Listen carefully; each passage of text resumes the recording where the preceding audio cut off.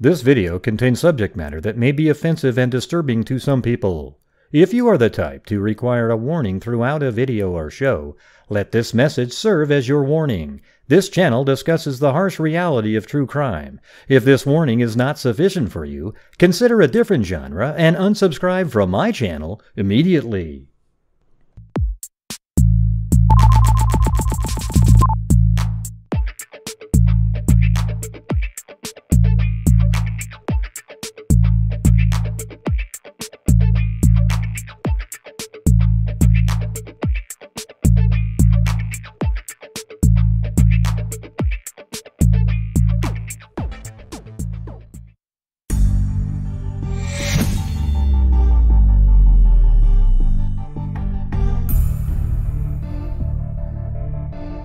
Would you look at all the hellos? Hello, hello, hello. Welcome to the show. There is no time to say goodbye. Hello, hello.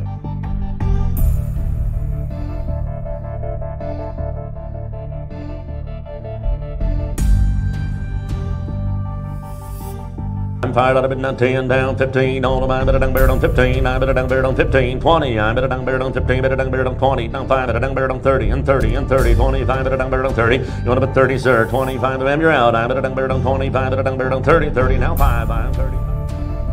I'm fired out of it, 10 down, 15, all of mine, better dung bird on 15, I better dung bird on 15, 20, I better dung bird on 15, better dung bird on 20, down 5, better dung bird on 30, and 30, and 30, 25, better dung bird on 30, you want to put 30, sir, 25, of them, you're out, I better dung bird on 25, better dung bird on 30, 30, now 5, I'm 30.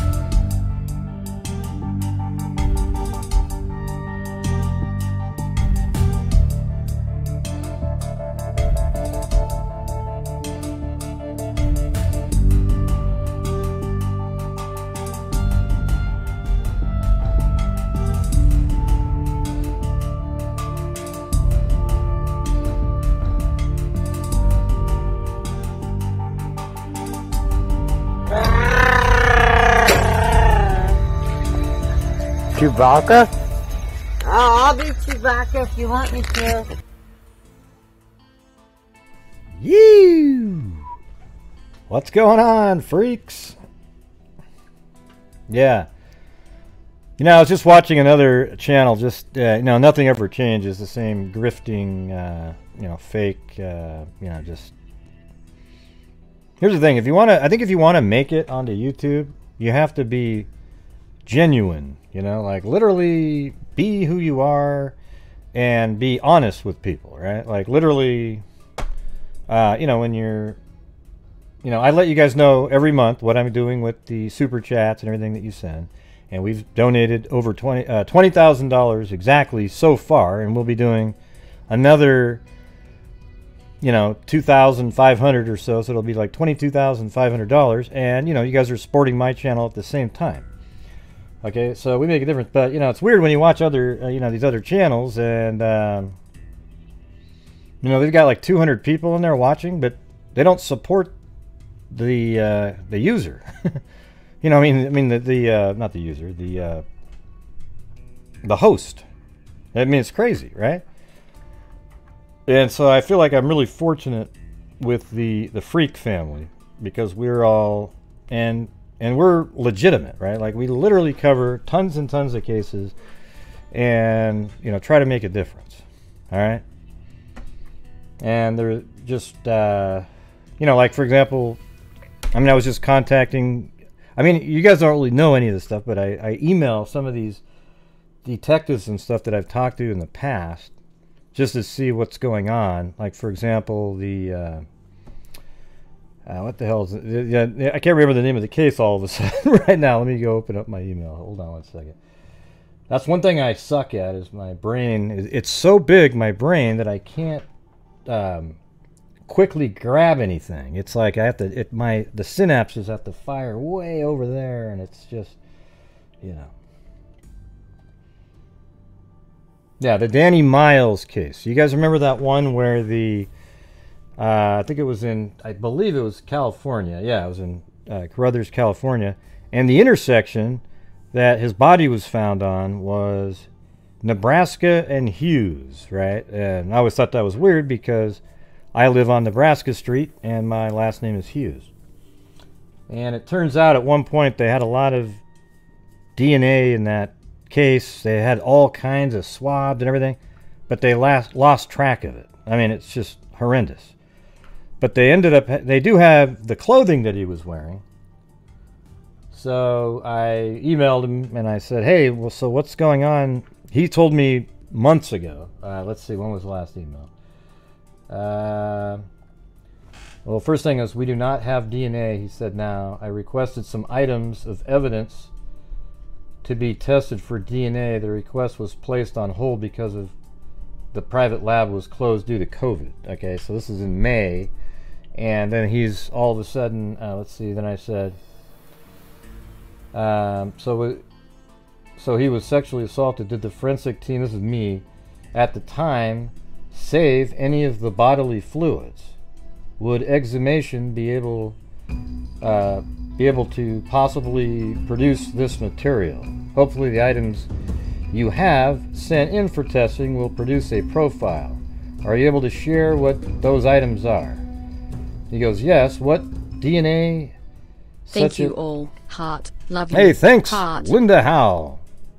He says, yes, what DNA, such as bodily fluids back in 1979, was lost, unfortunately, while transitioning from building to building. I hunted for it, but was advised it was lost. I am hoping by testing some clothing items, a DNA profile will be produced. And then he said, the coroner's office did not exist in 1982. In 1979, the pathologist, these are emails from May, who performed the autopsy and collected the bodily fluids stored in their private office. The practice ended, and all the evidence stored there was returned to the various agencies for storage. During that transition, that evidence was lost or misplaced. I mean, what a nightmare. Okay, and so then I sent him an email today, or yesterday. I said, hello, I was wondering if you have made any progress in this case. I said, this is one that should be solved. And he said, hello, I'm still waiting results from the lab with the analysis of evidence. They should all be solved. Yeah, well, that's true. You know, I probably didn't need to put in there it should be solved. But anyways, there you go. So, you know, I have contact there, and I'm just trying to get the answers. That would be one that I would be way more than willing to pay, you know, our channel pay for the genealogy on that one, if they could find a DNA sample. So that'd be amazing. And let's see what else we got.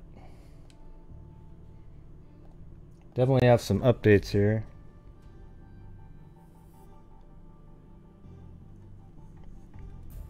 Oh, and she loved the bracelets, Tracy, so thanks for sending those in. Hey, Stacy. Yeah. Yeah, I like the one that has a little opal-looking thing on it, or whatever that is.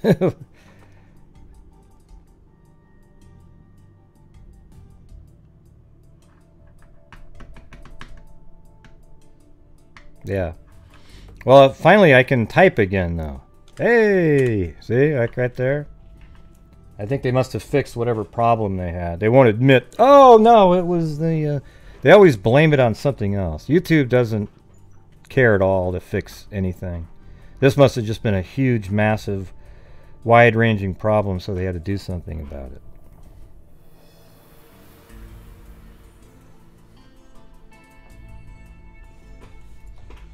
Alright. Anyways, I just want to thank you guys, because you guys are definitely... I'm lucky to have the generous freak family. Alright?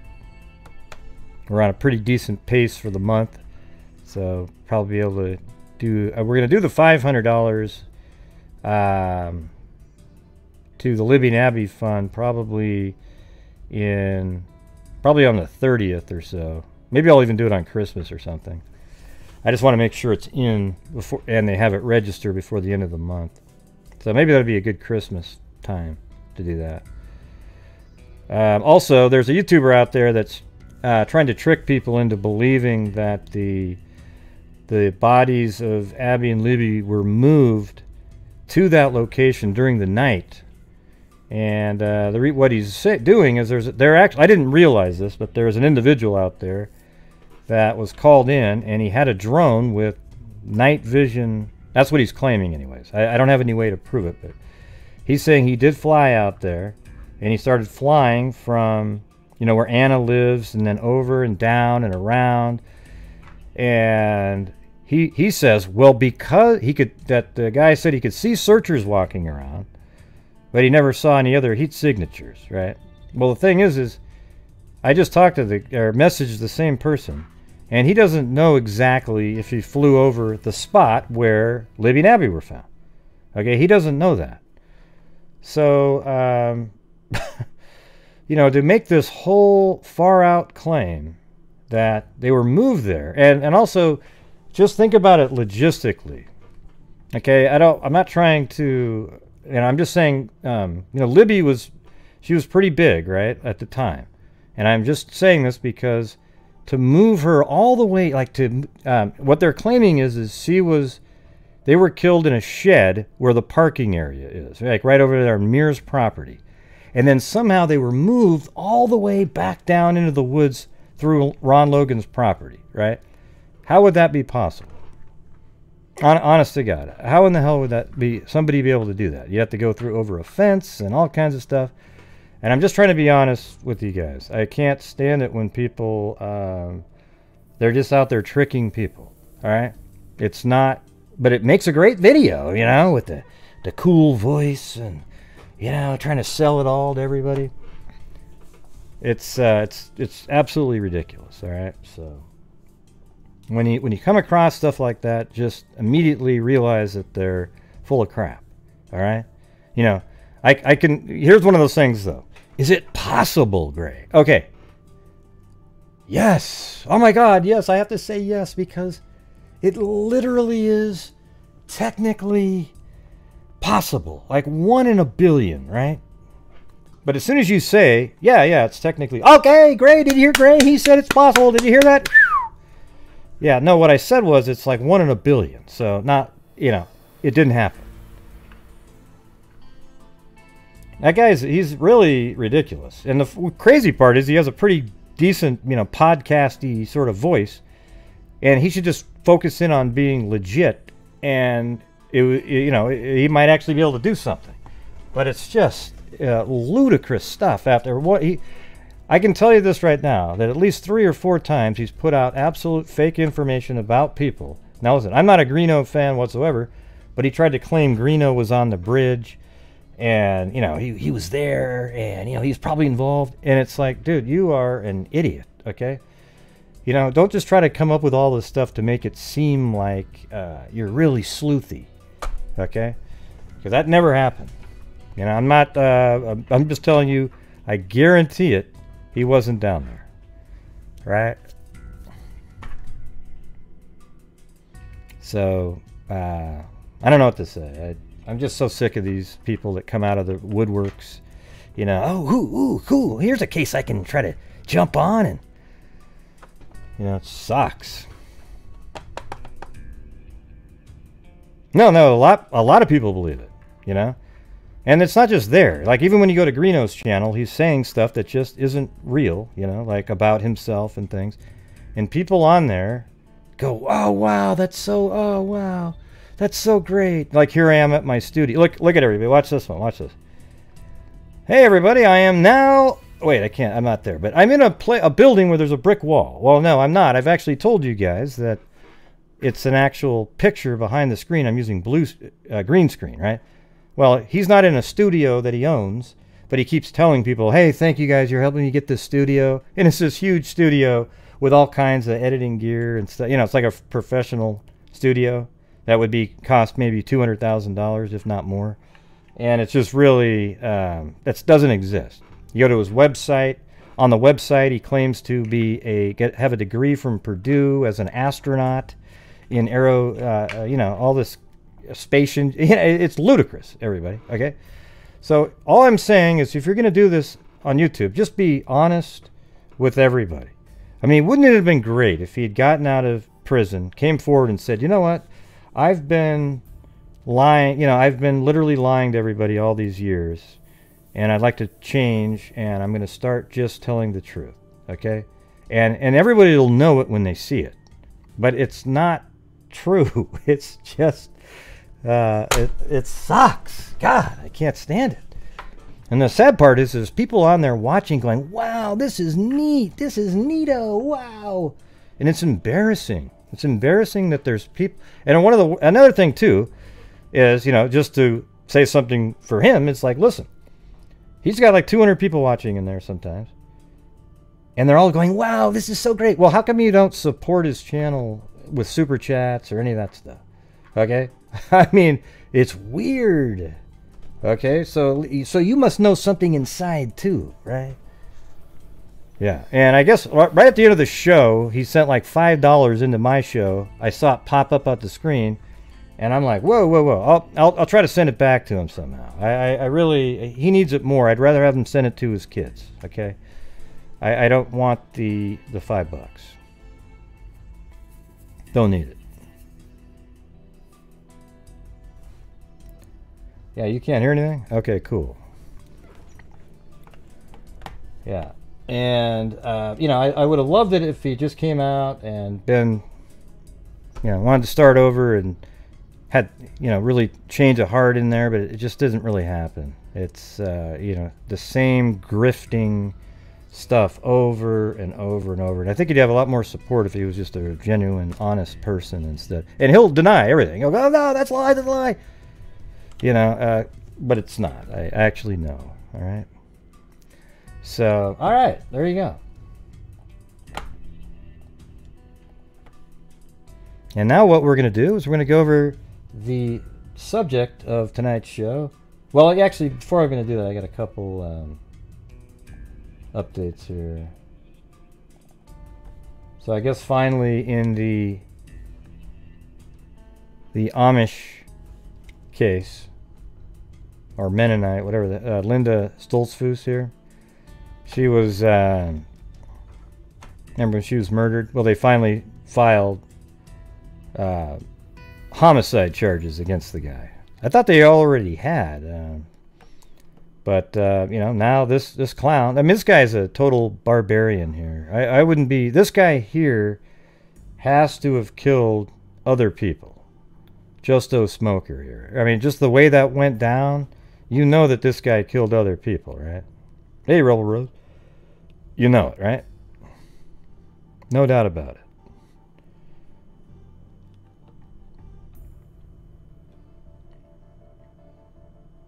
Not sure if this is new. When's this one? Good morning. I am Heather Adams, District Attorney of Lancaster County. Just a second. Thank you all for watching today.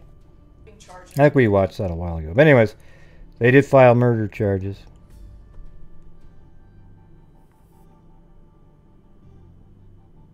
Oh, Karen Purdy? I've never even seen her on here before. Do you come on here, Karen Purdy? First time I've ever seen you.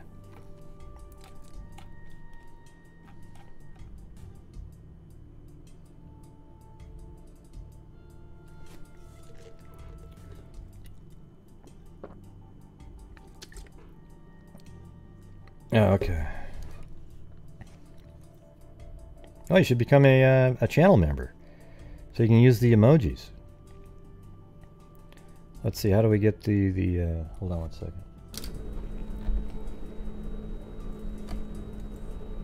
Happy birthday to... Wait, that's too high. Happy birthday to Karen Birdie. Happy birthday to Karen Birdie. Happy birthday, dear Karen Birdie. Happy birthday to you. And many more. Hey, pretty good there, John Bullet. Yeah, you too, Mary Lou. Wow, look how good those people get along. It's weird. Yeah.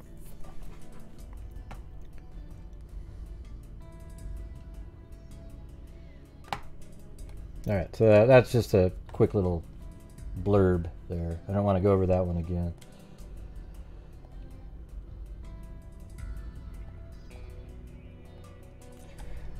All right, so it's kind of another one of those crazy days where something sort of seemed to link to something else. So what I'm going to do first is there's a one case today that was finally solved, but what I'll do is I'll go over what was in the newspaper at the time, which wasn't really that much, but it's interesting. Amber Woods, her case was solved. And then the press conference pretty much goes over most of it, but missing, this is from 2006, so 14 years ago. Almost, well, they're saying almost 15. So a 16-year-old girl was found fatally shot off Rural State Road in southwest Florida, authorities said. Amber Woods of Hardy County had been shot once in the back of the neck, according to the Manatee County Sheriff's Office. Her body was found early Saturday, about 3 miles west of Hardy County line, shortly after family members reported her missing. A relative identified the teen, who had been dead for up to 12 hours, at the scene, Sheriff spokesman Dave Bristow said. Woods had been living with her aunt and uncle and had spent Friday night playing cards until about midnight, her uncle Vernon Richardson told the Herald. Okay. So here is the press conference. All right, you know, I bet you anything I don't have it set up right. I'll catch it before it even happens. Ah, yeah. There you go, and that one has to be on there too. Okay.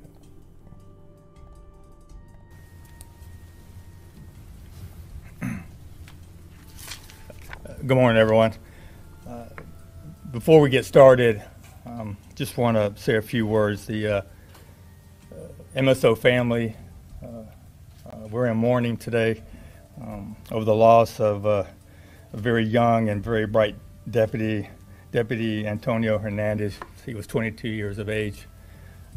We are struggling to find the words to help comfort the family and all those that Antonio touched, and I just would ask that you pray for the family, 22-year-old, and we hope that just starting off, God will comfort them during this very difficult time. It's been a very long 24 hours, and I just would ask that we all take a moment of silence to honor an outstanding young man.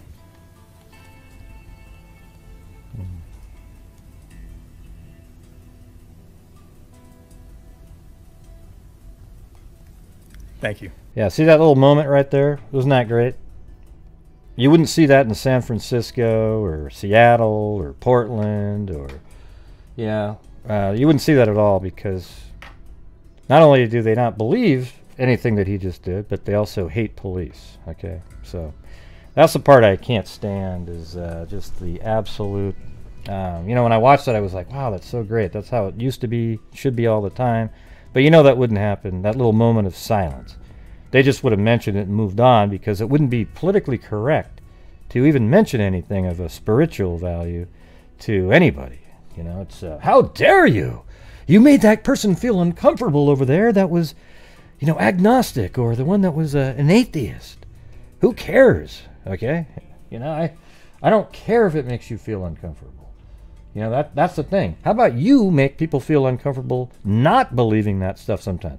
And I'm not even a religious person, really, you know, but I'm just trying to tell you it's so weird how things have flipped around like that.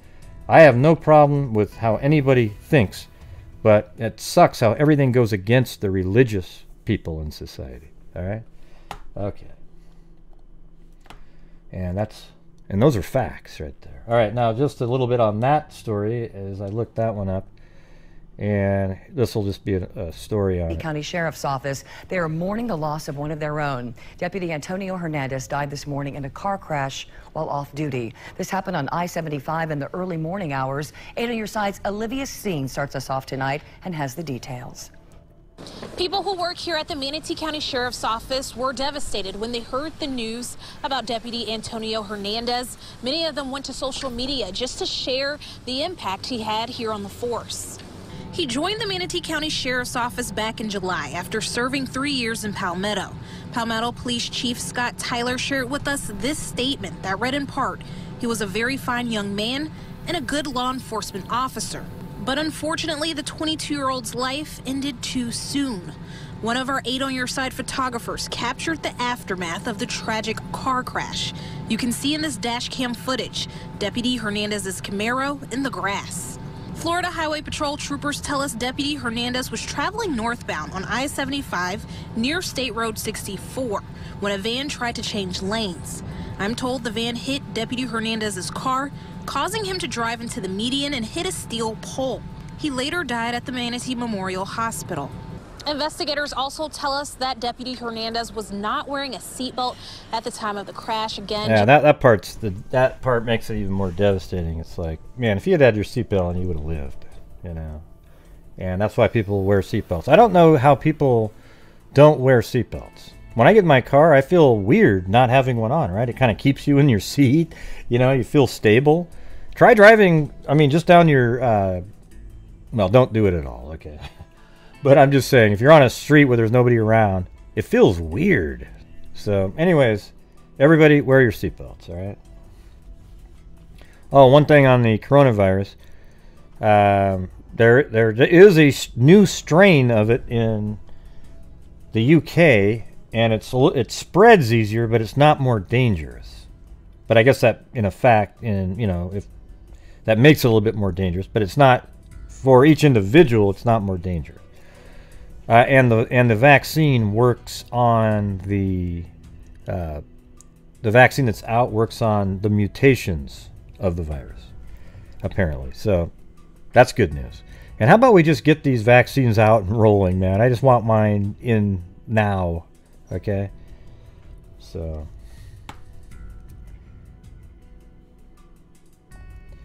all right, now we're going to go back to this. This is the Amber Woods case. All right, but let's make sure that we're, you can what is that?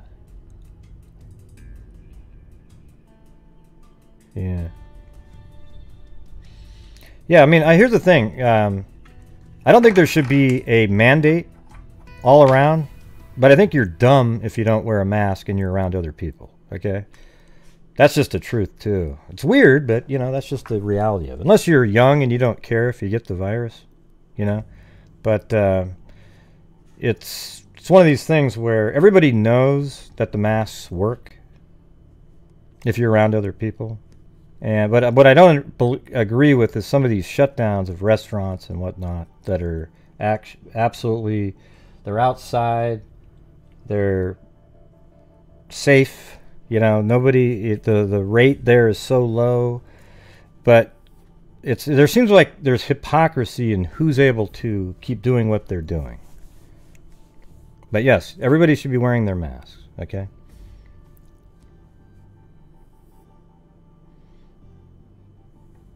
Yeah, well, face shields, just saying, it's like wearing a mask, but they're not as good at keeping particles from, because it goes down below. A mask actually stops kind of everything in there, and it might barely trickle out.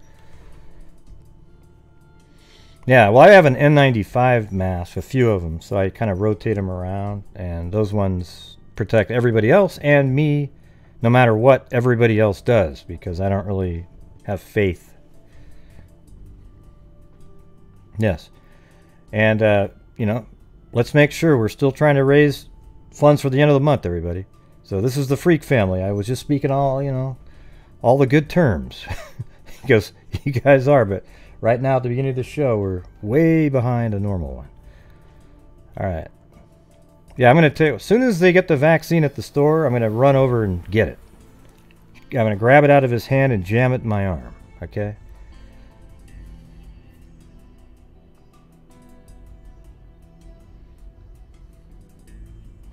Yeah, he's going to, the pharmacist is going to come over with the tray. I'm going to say, screw this. I'm going to shove him right in the chest, grab the freaking syringe, and just, yeah!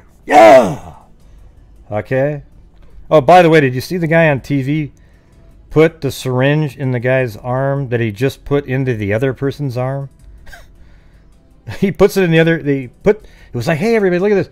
Then they give a vaccine, and then he moves the syringe over the other arm, and then he put the needle in, and then he realized it was already depressed in, right? Hey, thanks, Claudia Neubauer. Brianna Props. Lisa Bimler. I used to call, I'm not sure if I'm saying that right, but I used to have these retainer. It was called a Bimler. I think it was actually like bimolar, but I said it was called Bimler. Bimler appliance. I'm sure I'm not saying that right.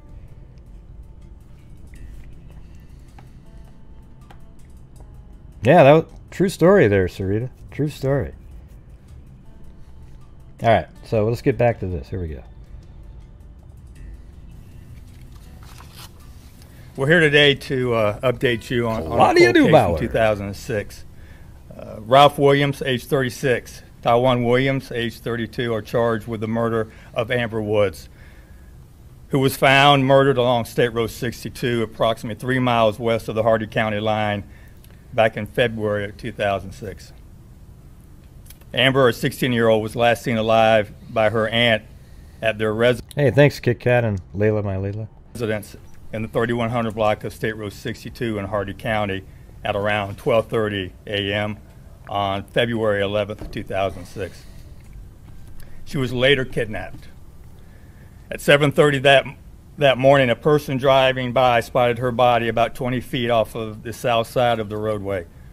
The day after Amber was found, an autopsy confirmed she died from a gunshot wound to her back.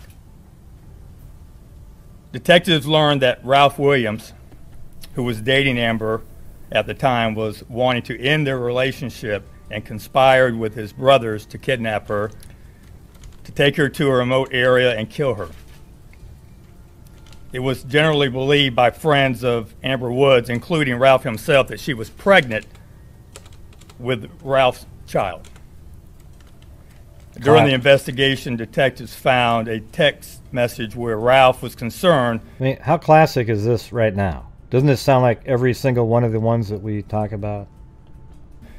That he could face criminal charges due to the fact that Amber was underage. Detectives had a variety of leads at the time, but unfortunately could not build a strong case.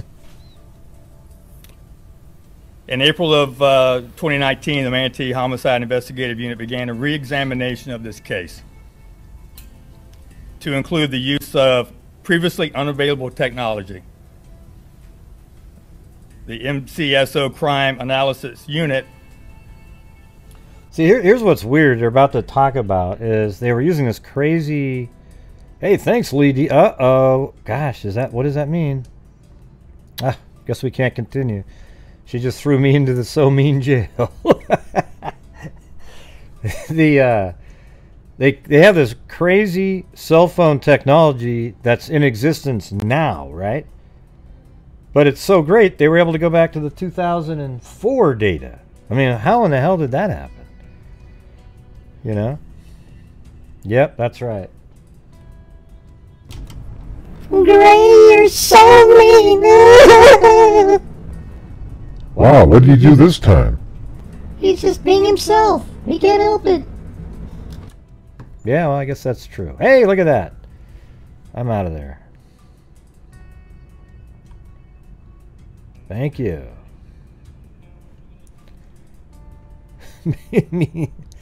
Yeah. Alicia Main utilized sophisticated cellular tracking software to follow the towers and the travel of Ralph, Taiwan, and Jermaine and Amber through that early morning of February 11, 2006. Research confirmed a phone used by Ralph on the night of the murder was in the vicinity of where Amber. Thank you, Wally Gager. Kit Kat, Allie Cake, Lee D, Scott Holland, Mary Clark. Amber's body was found. On May 20th of this year, an arrest warrant was assigned for the arrest of Jermaine Brown for the charge of kidnapping as it related to the case. During a recorded interview on November 2nd of this year, Jermaine, the half-brother of Ralph and Taiwan, stated that he drove to a rural location with Amber in the vehicle off State Road 62, where they got out of the car and Taiwan shot Amber once in the back. Jermaine and Ralph then dragged her deceased body off of the roadway into the high grass before fleeing the scene. On December 15th of this year, Ralph Williams and Taiwan Williams were charged with second-degree murder. Ralph was already in jail in Polk County for unrelated charges, and Taiwan was incarcerated in Hardy County also on unrelated charges.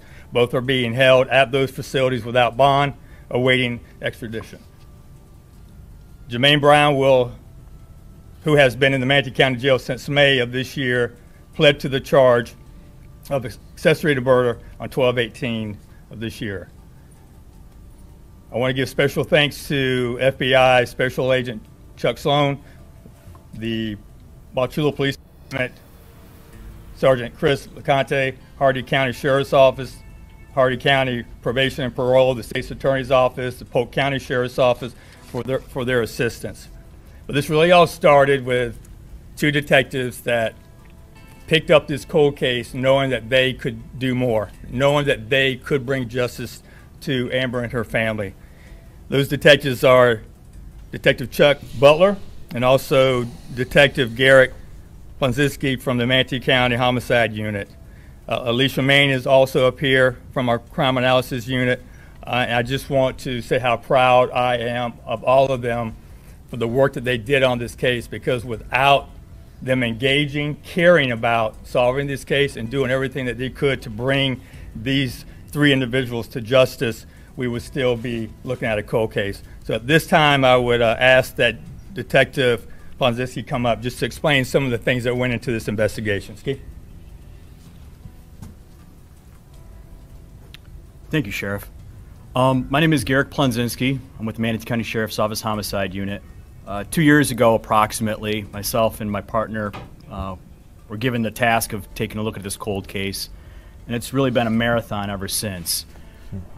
It's been a bunch of people coming together through different agencies, the FBI, Wauchula PD, so on and so forth, and there's way too many to name, and I apologize for not naming them all.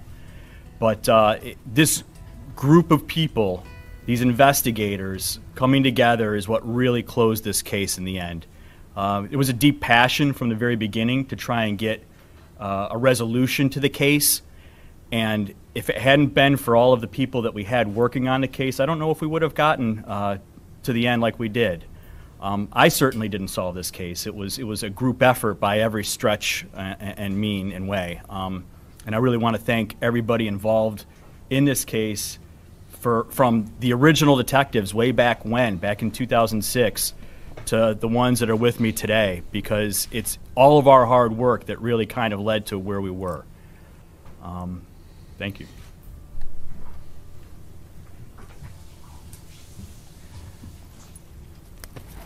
Next, I would ask Detective Chuck Butler. One thing is that they thought she was pregnant, but she wasn't. So she was killed, and she was, well, not that I mean, the reason that they killed her wasn't even real, but at least it exposed what barbarians these idiots are. Okay. Please come up, say a few words, Chuck. Hi, I'm Detective Butler. I'll just kind of repeat what Detective Plunzinski said. It was a group effort, and it was a marathon. We covered a lot of miles.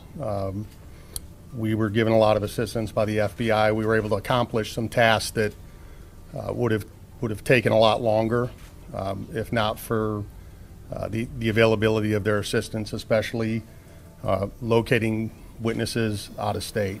And again, I think Ski nailed it when he said, we were pretty passionate from the onset about the case, and we felt that the case was solvable. Thank you.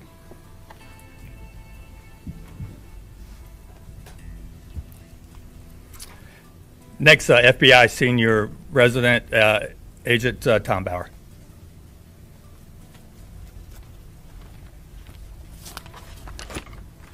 Thank you, Sheriff. Good morning. My name is Tom Bauer, and I am the FBI Supervisor for the Manatee County region. I would like to thank the Sheriff's Office and the State Attorney's Office for their dedication to justice in this investigation.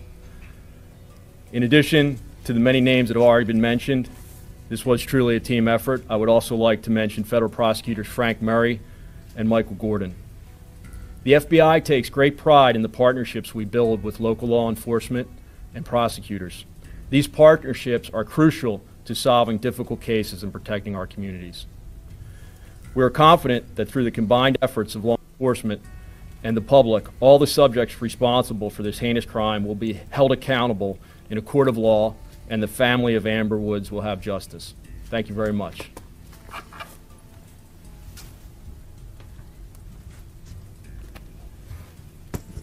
Thank you, Tom.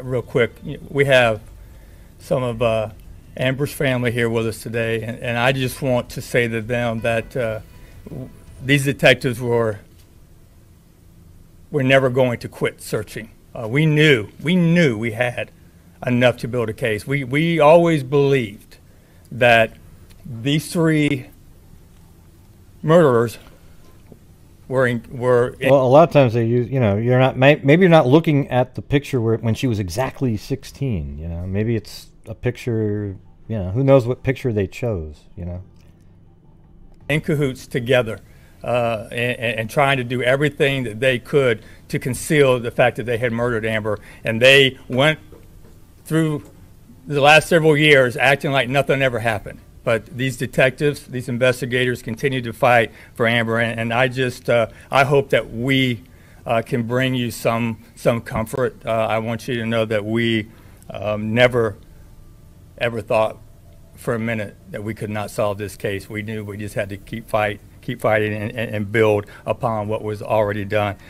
Alicia Main, she doesn't want to speak, but I want to tell you how critical it was to have someone like Alicia in your crime analysis unit that can take data, old data, with the technology that we have today, and really, she's the one that started us back in the right direction by taking that technology and really pinpointing where these murder suspects were the night of the homicide. So I'm very proud of everyone here standing behind me and all those that helped out, because without them, we would still just be barking up the wrong tree. But because of them and their dedication to justice, we're able to bring closure to this case.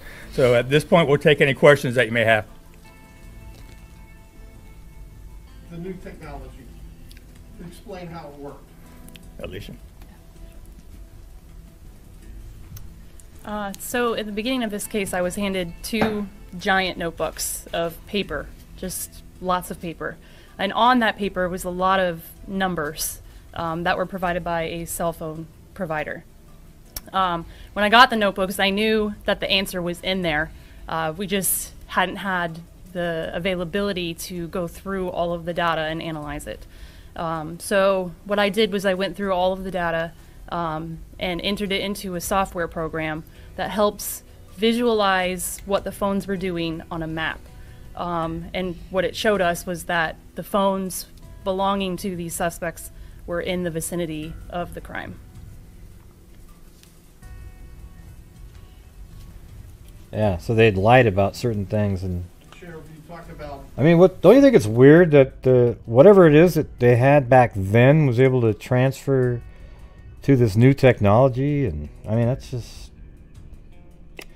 See, that's what when I always tell you guys, the FBI, and they've got some new shit that we don't know about that really is able to track people. And I think this is what we're talking about right here. Something very unique, and they're not going to tell us what they're doing.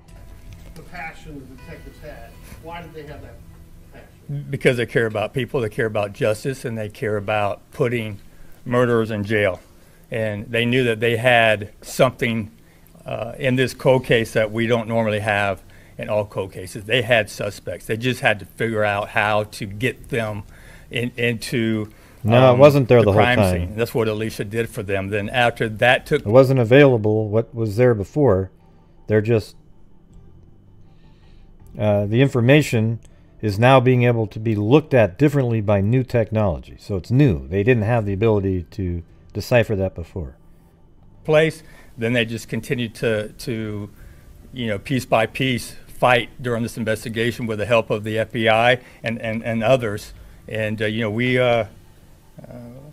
can't always be successful alone, but together, a team like this, there was no way that they were not going to be brought to justice. So that's why we're here today. And a ping on a cell phone is enough to get somebody for murder. It's more than a ping. It's like a diary. It's taking that information and then using it against what they have already told you. They lied about their whereabouts. And we were able to prove that they were lying about their whereabouts because the phones told us. Pretty cool, huh? There's a lot more than just a ping on a phone, Tim.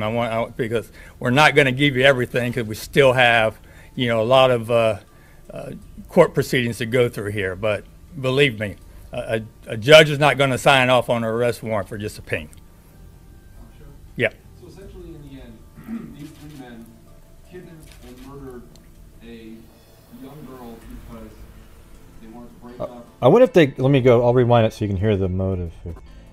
I wonder if they could go back in time to some of these older cases that, you know, how about the Adnan Syed or whatever the hell his name is? Remember how important the cell phone data was in that one? Why don't they re-look at that one with this new technology and see what's up? You know?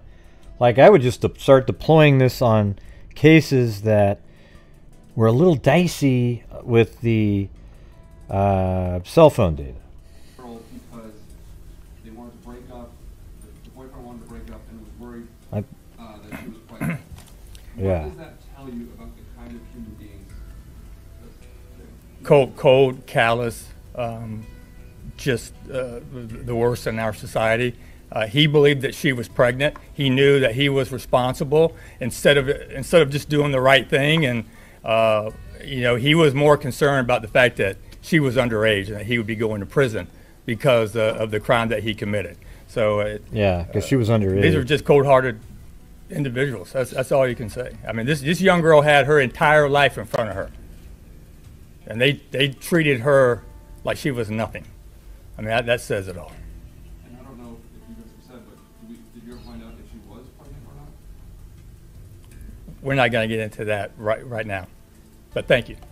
Appreciate it. And then, Sheriff, you know, after more than a decade of trying to close this cold case and give Merwood's family the closure and the justice they wanted and needed, I mean, how does it feel today standing here in front of all of us announcing the arrest of these three men and their charges? Well, I mean, it feels good for us. It feels good to be able to tell the family that, you know, those responsible, you know, hopefully will spend the rest of their lives in prison. But it doesn't make the pain any better. I mean, the pain is still real. It's there. They took the life of just an innocent young girl, and you know, this is all we can do is offer this to the family that, hey, those responsible are no longer going to be walking around in our community enjoying life. How frustrating is it as an investigator to think you know who did it and not be able to prove it? It's always frustrating. We go through that a lot, and these detectives behind me will tell you, but that's why you have to keep working on finding that one piece of evidence that's going to break this case wide open. That's what they did. So we don't ever stop.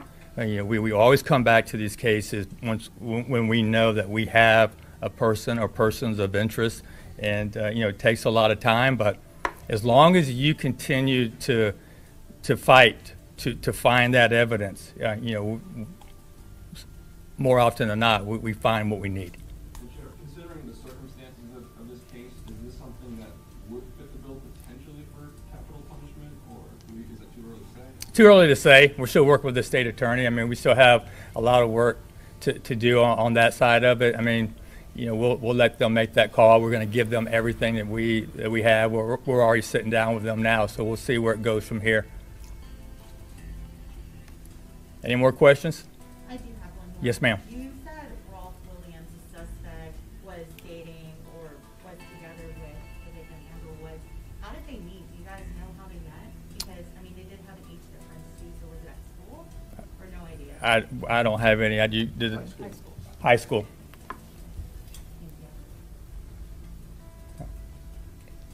Thank y'all so much for coming. We appreciate it.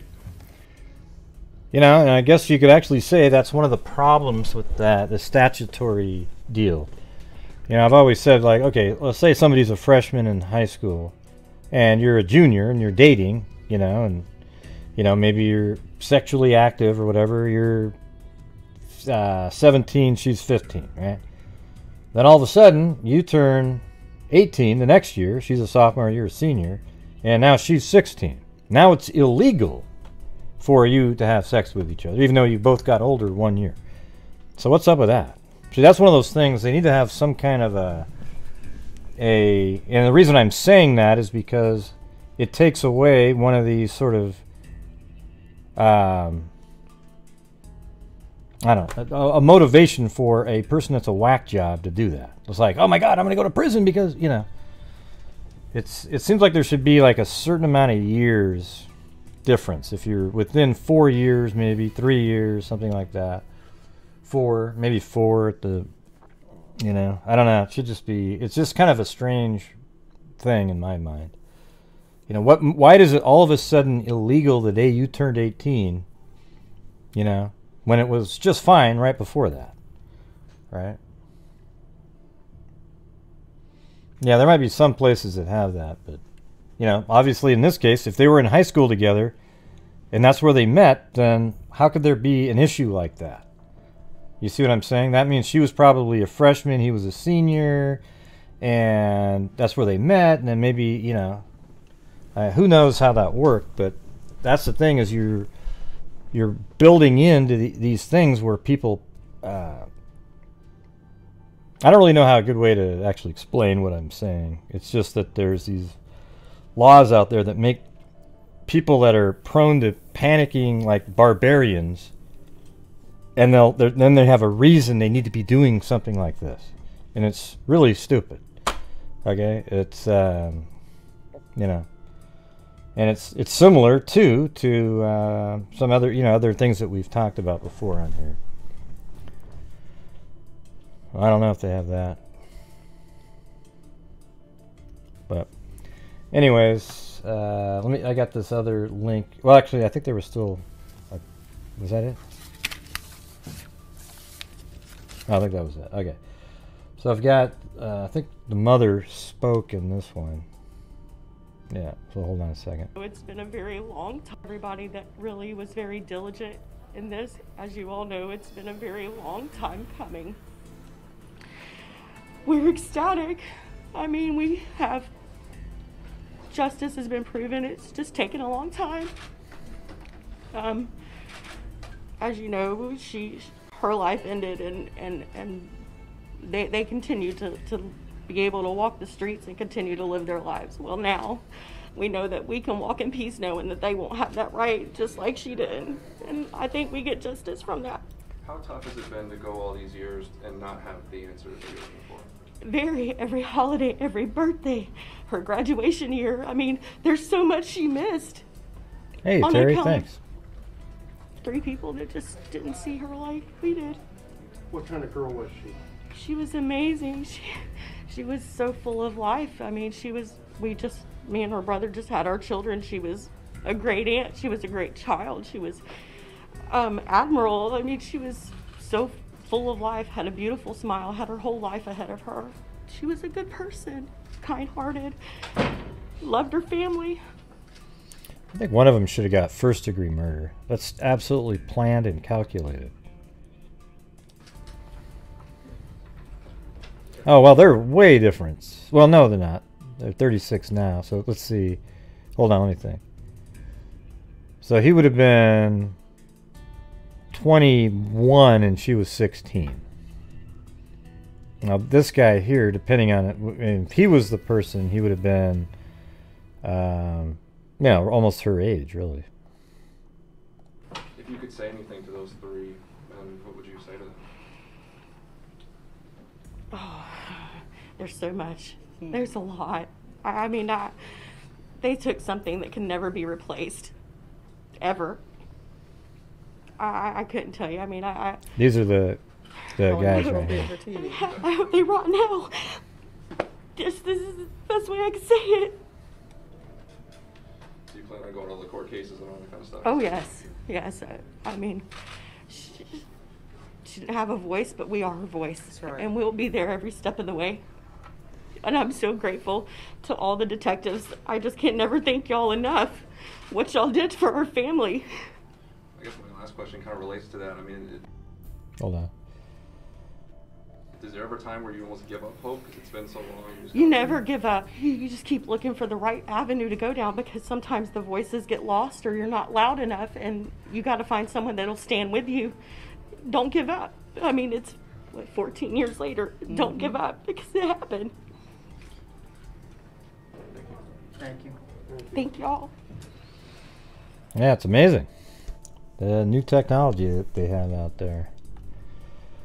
So glad they made the arrest. You know, all three of these guys are barbarians. Hopefully they get at least the one who pulled the trigger should get the death penalty. The other two, well, obviously one has a much lower charge, so maybe give him something smaller. But the other one that was like actively involved, of the two that got second-degree murder, I think one of them should be getting the death penalty, and the other one should just be maybe get the second degree or whatever the hell it is. But whoever pulled that trigger and killed her in this case, I don't know. I mean, I have to know how it all went down. Like, was it planned and they went along? Oh yeah, let's do it. Then if in that case, they all get the death penalty because it's sick. I mean, it means that you were really into it and thought it was a great idea, you know? So anyways, a couple barbarians. Of course, it probably won't be a big story on CNN because it's reverse of the situation that they like to cover. All right, so I'm going to go ahead and take a little break here. I got to get some Gatorade. But I'll get you some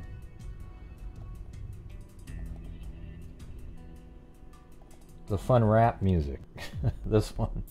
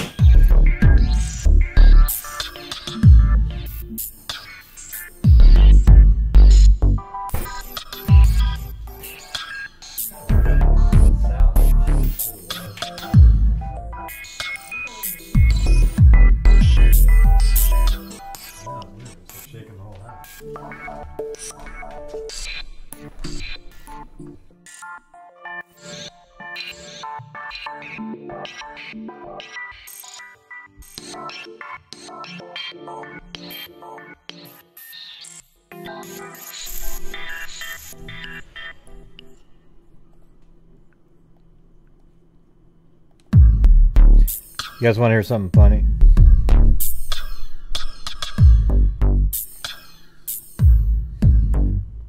Yeah. I think it's funny. I think it's funny. I think it's funny. I'm just kidding. I wasn't going to rap. Okay. Here, listen to this one. Listen to this one.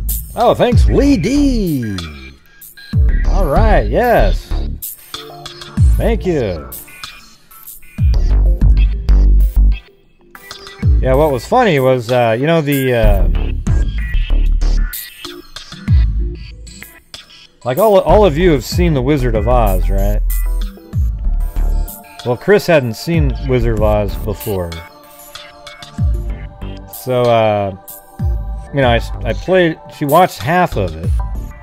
And then she, you know, did other things. And then before she went to sleep, she watched the second half. You know, the scary part, you know, the, you know, however scary that can be, I guess. And then in the middle of the night, I didn't even know she had watched it. Then in the middle of the night, I'm just kind of dozing off because I was up watching television until about like 2 or something because I have to wind down after the show. And she starts going, and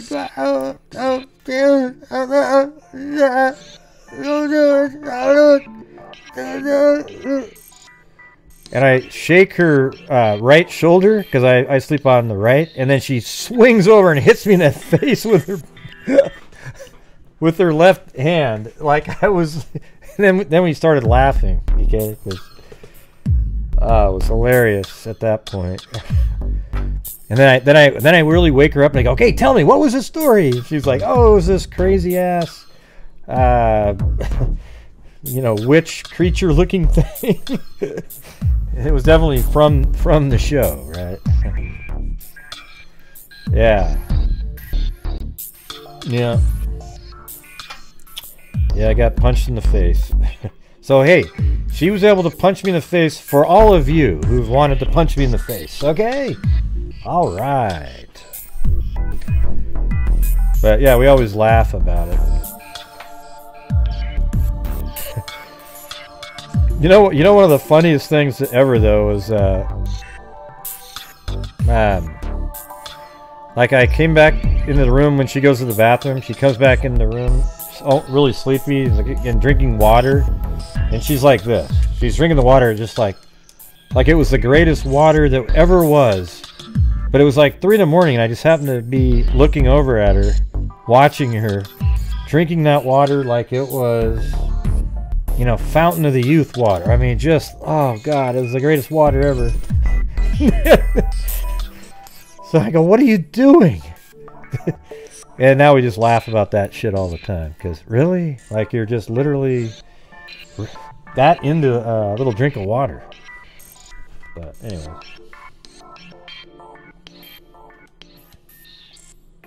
She has those dreams a little often where I have to wake her up and stuff.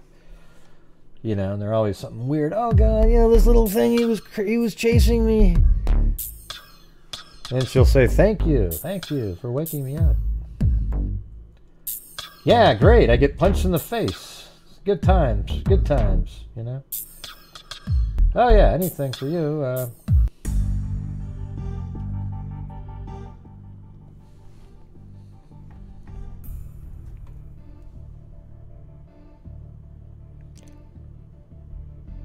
Good night, Rebel Rose.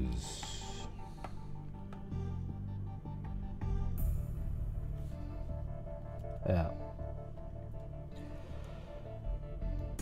Okay, so now we've got the other case that I was going to talk about, and that is the Maniac David Misch. Okay, so this one might take a while because I'm going to go back in time again. And I'm going to go back. He's been arrested and charged and serving time for a murder that I can't find. Okay, that one I can't find. And at this point, I don't have time to go look it up. So even if you go, oh, I know what it is, great, I'm not going to look it up. Okay, so don't bother. But in 1986,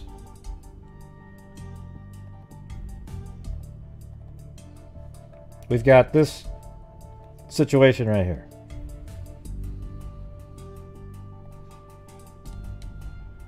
All right, so we'll go through these, and I'm going to go through these because I actually made another phone call today. Here's what's interesting about what we've been doing on my channel is I've got so many pins out there that after a while you start building up this massive database with I mean, it's kind of a database of locations and crime. And one of them was like, whoa, you know, there might be 2 associated with this one. Okay, so here we go. I'm going to start off here. Police yesterday asked for help from the public in the investigation of the slaying of 2 young Fremont women found shot and stabbed over the weekend. At a news conference in Fremont yesterday, police displayed the white 1984 Pontiac Sunbird convertible that belonged to 19-year-old Michaela Xavier. Police hope displaying the car might lead to more clues. All right, the car emptied of its seats and upholstery. See, I think that was done for forensic reasons. Jesus. Upholstery for police evidence was found at a shopping center about 5 miles from where the nude bodies of Xavier and Jennifer Ann Duey, 20, were found about 12:15 a.m. Sunday. One woman was shot and the other woman's throat was slashed. I mean, this guy was he's just a total barbarian here. But police declined to give any more details except to call the double homicide brutal. No weapons have been found, police said.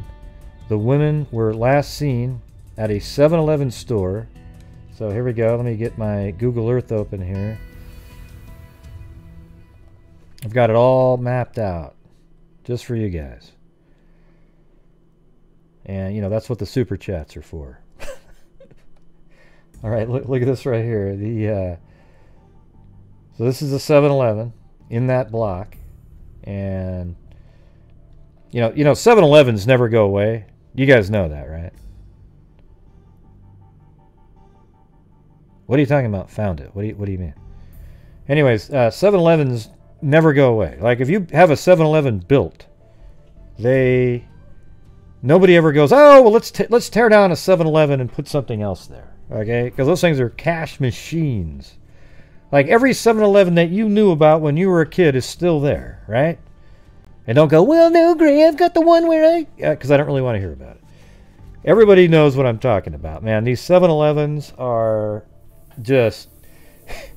You could have a 7-Eleven and a whole strip mall be built around that one 7-Eleven because, boy, that sucker's going to stay right there, right? Okay. Yeah, so that 7-Eleven is where they were at 10 o'clock. All right, and let's see. Police said, and then less than 2 hours later, a motorcyclist discovered their bodies on the shoulder of Mill Creek Road, about a mile east of Mission Boulevard. Now, let me show you this. I think I got this one handled here. This is Mission Boulevard, and usually when they measure things, they drove it. Okay, so this little red line right here is on Mill Creek Boulevard. This is Mission Boulevard. This is Mill Creek Road right here. And then I followed that for a mile. And then you go about right here. Now look how crazy, how remote this looks. I mean, you're out here. This would have to be something that you kind of knew about and been driving on. And this is right where that was. So I wouldn't even be shocked if that's where their bodies were dumped. Right on that, sort of that little opening that was right there. You know, but it could have been anywhere around here, right? I mean... hell, that's even a decent spot right there, right? I was kind of looking around for flowers or something, but look at how remote this is. I mean, if your car went through there, I mean, you'd have a hard time fitting it through.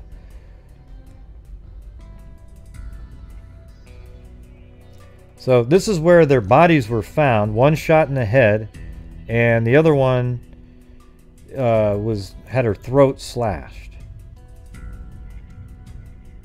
And it said, and let's see. So that was found by a motorcycle rider. Let's see. The women, close friends and former students at Notre Dame High School in San Jose, had been at a family gathering in Hayward earlier in the evening, then drove to the 7-Eleven store, according to Fremont police. See, what's weird is I don't know. I'd like to know if this place here was not where they should have been at this gas station, which is where their car was found right here at this gas station. See that gas station right there? That's where their car was found, and that's a little bit of, that's a shopping mall. But it was found there. Now, did they go there on their own? Because when they found the car, remember it was stripped of the upholstery and everything inside the car? So the 7-Eleven is right there. Now, did they drive this way, or did somebody confront them at 7-Eleven, take them up here, right here, and then dump their bodies, and then drive back, and then put the car, after they eliminated the car seats and everything, drove back and then put the car right at this gas station? But why would you put it at that gas station? I mean, why put the car there? Why not put it, you know, over here somewhere? It's almost like he had his vehicle there, or perhaps the girls went there to get gas. His car was there. Then he abducted them, did whatever he did. I don't know if he just tried to rob them or if it was a sexual assault, but obviously DNA led to the arrest of an individual at some point. So let's just say this scenario. They drove here to get gas after they went to 7-Eleven because maybe they lived in this area. I don't know for sure. Then it was, you know, sort of late at night now, you know, 10:30, 11, and the guy confronts them at their vehicle. His car's already there. He wasn't expecting this opportunity. So he took the opportunity. He abducts them in their own vehicle, drives them up to this area, wherever he took them, killed them. Oh yeah, and I wouldn't even be surprised if he took them up here, killed them in the car or near the car, however he did it. Maybe he shot the one in the car, took the other one out and slashed her throat after assaulting her. Then he probably, I'm not sure when he would have taken the upholstery out of the vehicle though. Was that when he got back? Maybe he did it up here and just drove on these crazy looking seats. What did they say up here? Was it the car emptied of its seats and upholstery? So it didn't even have any seats. It was just completely bare. So it almost makes it seem like he drove the car back here bloody, and then he got out of his vehicle, perhaps drove away, then he came back later with fresh clothing perhaps, and then he slowly removed the seats and upholstery, put them into his truck maybe, then he drove that away. Okay, because he wouldn't want to be standing around with all this blood. If you're going to cut somebody's throat, he's going to have blood all over him. Okay, so he probably drove the car back here and then got into his vehicle, drove it away. Then he came back and removed the seats and upholstery, put them into his vehicle, and then drove off with those items, because he probably maybe cut himself somehow. Maybe some of the blood was his. I don't know. It's kind of interesting why he would have done that.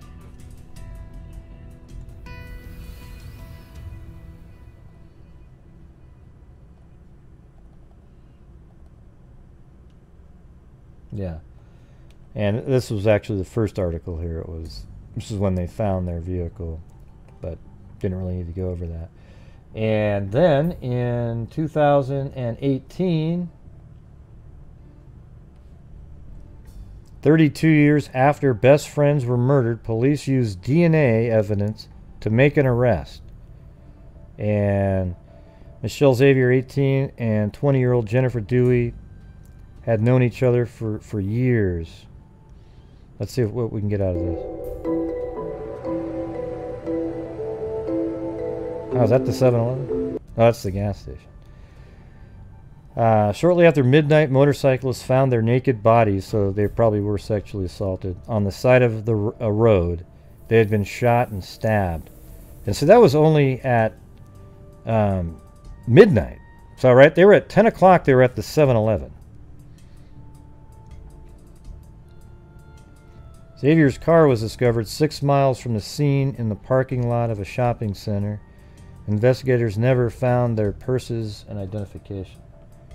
Man, you guys are really doing the lulz tonight.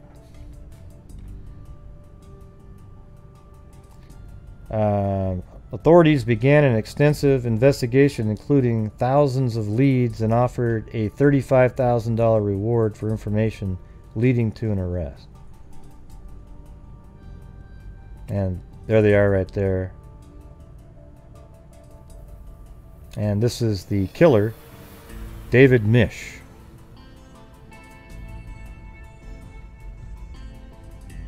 Okay, then we scroll forward a few years and we get the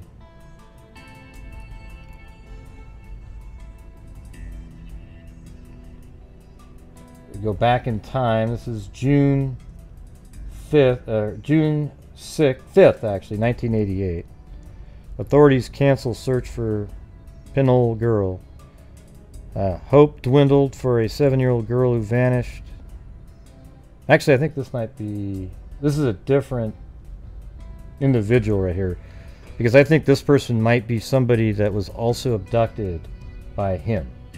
Okay, so there's a girl named Amber Swartz Garcia. But she's only 7. Okay, and this was right around that same time frame. Then we go to this case right here, which is Michaela Garecht. Kind of like how we say correct.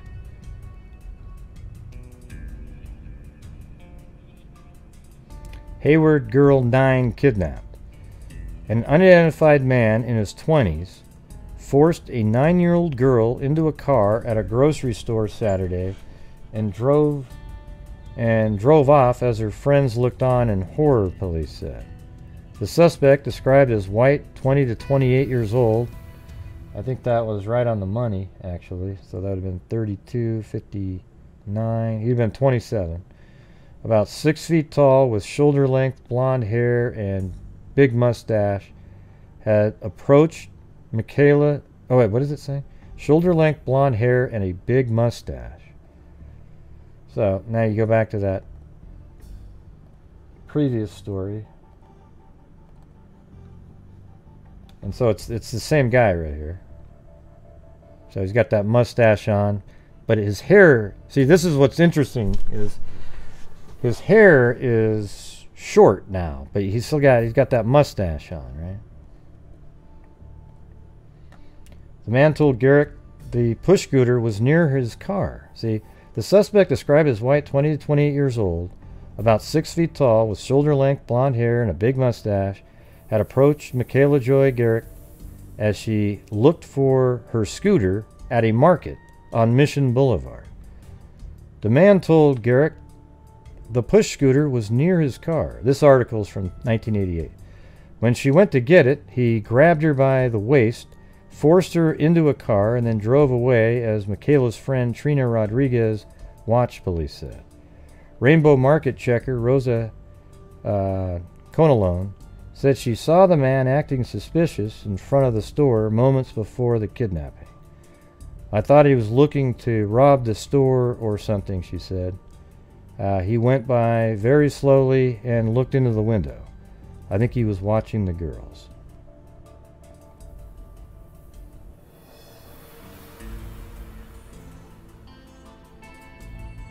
Yeah, so maybe we'll just go through this long one here, because I think this kind of describes everything. Let me go to page 1 first. This is on 18. Yeah, so look at this sketch right there. See, this definitely, when you look at it in a certain way, I can see how it's him. The hairline is very similar, how it goes back like that. See, if you go look at the, let me get that article open again. I think it's right there. See how the hair goes back? So you could see that's how his hair would have been back then. See how it goes back like that? So going to the Rainbow Market was a big treat for 9-year-old Michaela Garecht. It made her feel like a grown-up. That treat turned into a nightmare. So this is just like the Libby Nabby case. Saturday morning, when the blonde-haired, blue-eyed 4th grader was kidnapped outside the neighborhood store in Hayward's Hillview Crest neighborhood. And I've got this area too. It's not far away from here. It's right there. Right at this little mall here.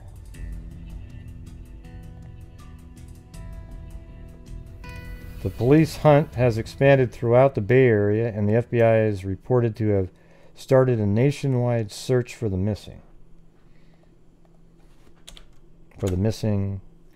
girl.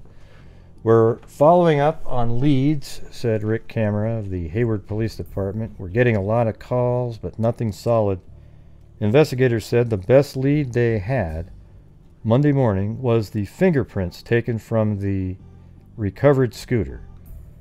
Sharon Garecht, Michaela's mother, says they turned out to be the worst day of her life. Started out routinely. The mother of four says the family was eating breakfast when Michaela got a call from her best friend, Trina Rodriguez, inviting her to go to the store. We only started letting her go up to the store last summer, Garecht said Sunday. I only let her go when she was with somebody. With permission from her mother, Michaela walked around the corner to Trina's house. Trina hopped on her scooter and lent her brother's scooter to Michaela. I figured she was safer going on a scooter than going on foot, said Garecht, who described herself as a protective mother. The girls rode their push scooters 2 blocks to the neighborhood store to buy candy and sodas. Alicia Sutton, a cashier at the Rainbow Market, says the two friends come in often. She is really sweet and cute, timid little girl, said Sutton. This is a family store. Kids come in here all day long. When Michaela came out of the store, she said to her friend, "Hey, where's my scooter?" A man with blonde, shoulder-length hair and a pocked face said, "It's over here. It's over here." And then Michaela walked over to get the scooter. That's when he grabbed her mother said. He used the scooter as bait. As a terror-stricken Trina looked on, her friend, the man grabbed a screaming Michaela around the waist and dragged her into an old car. Jesus, sick. And, maybe that's the same vehicle that was used 2 years later to, he was at the gas station with that vehicle. Witnesses described the car as ratty, faded brown, or rusted with splatters of cement or mud along the side. A grief-stricken Sharon Garecht sat in the living room of her modest 3-bedroom Hayward home Sunday. I go to sleep last night, said the tired mother. At 4 o'clock in the morning, my 3-year-old daughter cried out, "Mommy, come get me." And I thought, that's what Michaela must be saying. I want her to know wherever she is, I'm with her in my heart. Michaela, the oldest of 4 children, had 2 brothers and a sister. Holding her 7-month-old son, Robbie Garecht, voice softened, her eyes moistened. They all played together all the time. She's such a good girl. That's just basically what happened. She was abducted from a store, just being like a little kid, Posters of missing girls are banned from the mall. That was really lame. Listen to this one. Posters bearing the photo of a night reminds me of the Allyson Watterson case, but it's worse because, the store should be helping. But it reminds me of that idiot that was taking down her posters. Posters bearing the photo of 9-year-old kidnapped victim have been ordered removed from common areas at 2 shopping malls by managers who cited policies against any nonprofit displays. Right. Also on Tuesday, the managers at Hayward Southland Shopping Center at Newark's New Park Mall told volunteers in the search for Michaela Garecht not to pass out flyers on mall grounds. Anyways, there's the sketch again. Apparently he had like pock marks, it looked like, and really long hair.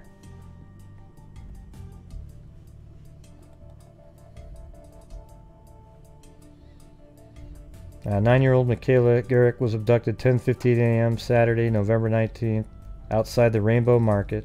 That's the address. That's where I have it. She's 4'8", 75 pounds.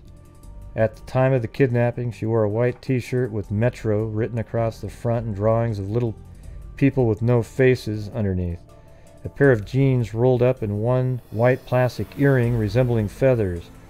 Her light blonde shoulder-length hair was drawn up on one side in a ponytail. She has blue eyes and fair skin. Her abductor is described as a thin man in his 20s with shoulder-length dirty blonde hair and a pockmarked or pimply face. He drove a faded brown or rusted car with cement or mud on the sides. Okay, hold on. Let me go back one little bit here just for a second.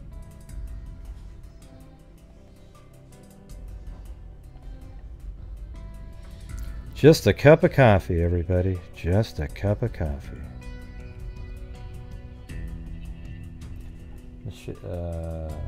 God, what was the one I was just looking at? Okay, Michaela Garecht, Amber Schwartz. That wasn't it. Yeah, I think it's this one right here. See, it's in this article.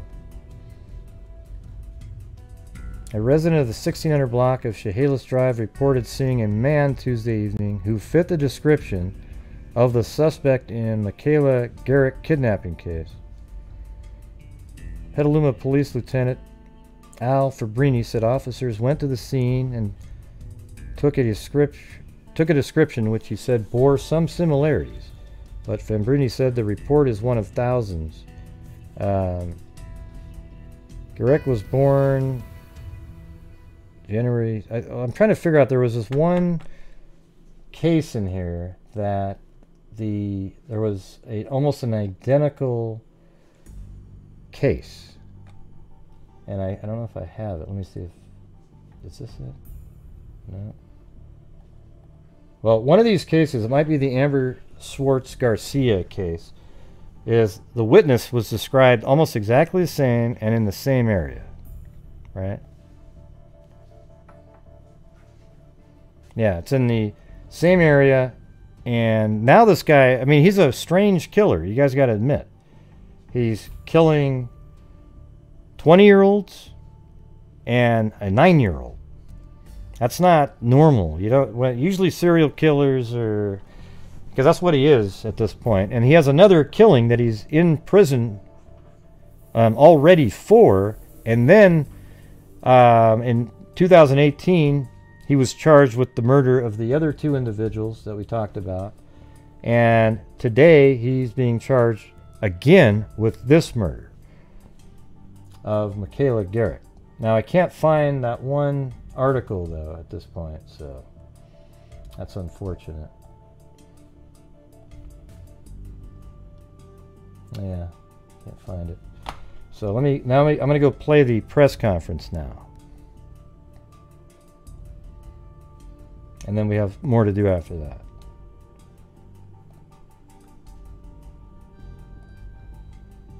I guess the cup of coffee thing doesn't work too much anymore. I just try to keep things going, you guys. Yes, I do have the press conference, and this one here took a while to fix because the audio rotated from right to left, and so what I had to do is I had to flip and make it stereo in those sections, and then I exported it out so that it boosted the level of the questions, because you can't hear those. Here we go. Yeah, I think this guy is a serial killer, no doubt about it. Hey, thanks, Darlene White. Good afternoon. My name is Officer Mike Wright. I'm the Public Information Officer for the Hayward Police Department.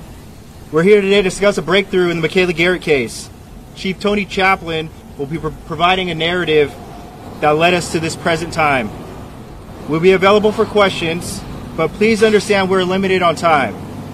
Also a reminder to please introduce yourself and your outlet. Keep in mind. I think we have talked to, hey, thanks, Mary Clark. I think we have talked about 2 other people that this guy may have killed. Can you believe that? And it was recent that we covered those 2 cases. So we'll go over those in a few minutes. We'll be live streaming this entire press conference to Facebook. Now I'm going to turn it over to Chief Tony Chaplin. Thank you.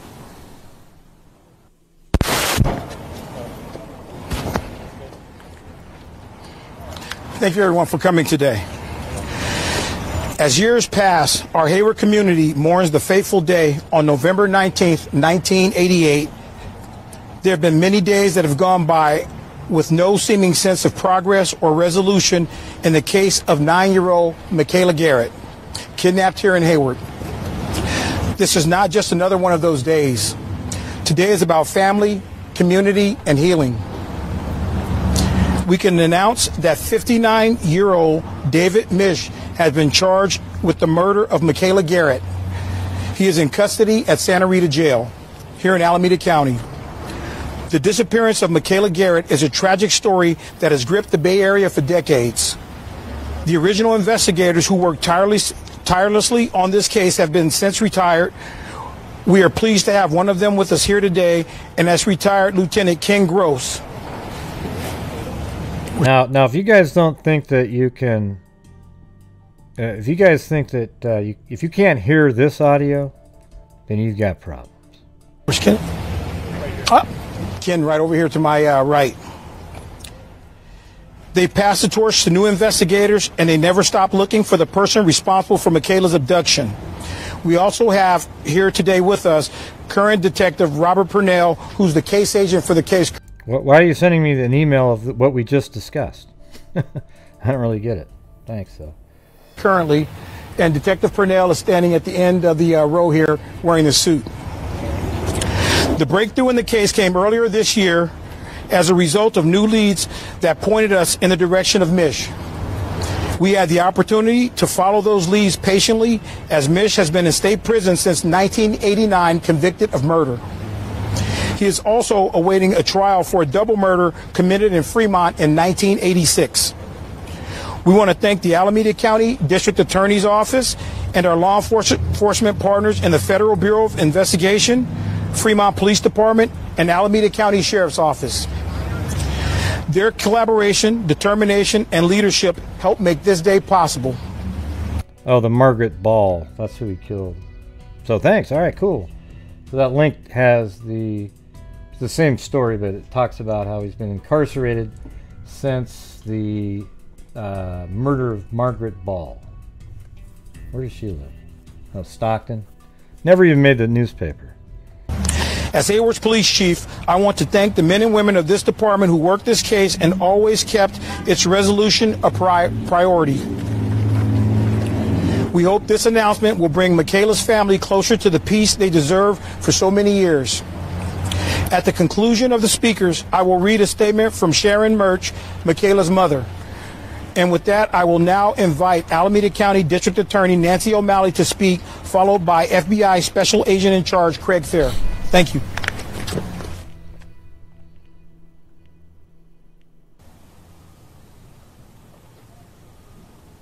Thank you, Chief, and good morning, everyone.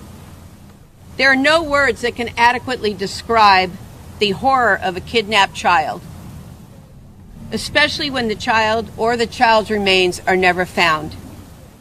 Michaela Garecht was kidnapped, as you heard, just before Thanksgiving in 1988. She was only 9 years old. As you have read, she and her friend rode to the local market to get some candy and sodas about 10:15 in the morning. They were just kids, carefree, certainly unsuspecting of the danger that lay ahead. Michaela's kidnapping devastated her family, paralyzed them with grief, and terrorized them with the unknowing of what happened to Michaela. Their pain was and remains indescribable. The crime shocked not only the local community of Hayward and Alameda County, but the entire Bay Area and the nation. It was so brazen, so ruthless, but clearly planned. It's our hope today that today's actions and our announcement will provide some comfort to Michaela's family, knowing that justice will prevail. Even after 32 years since this horrible crime occurred, people keep asking, how could this have happened? Her kidnapper moved one of the scooters away from the store to the back area of the parking lot.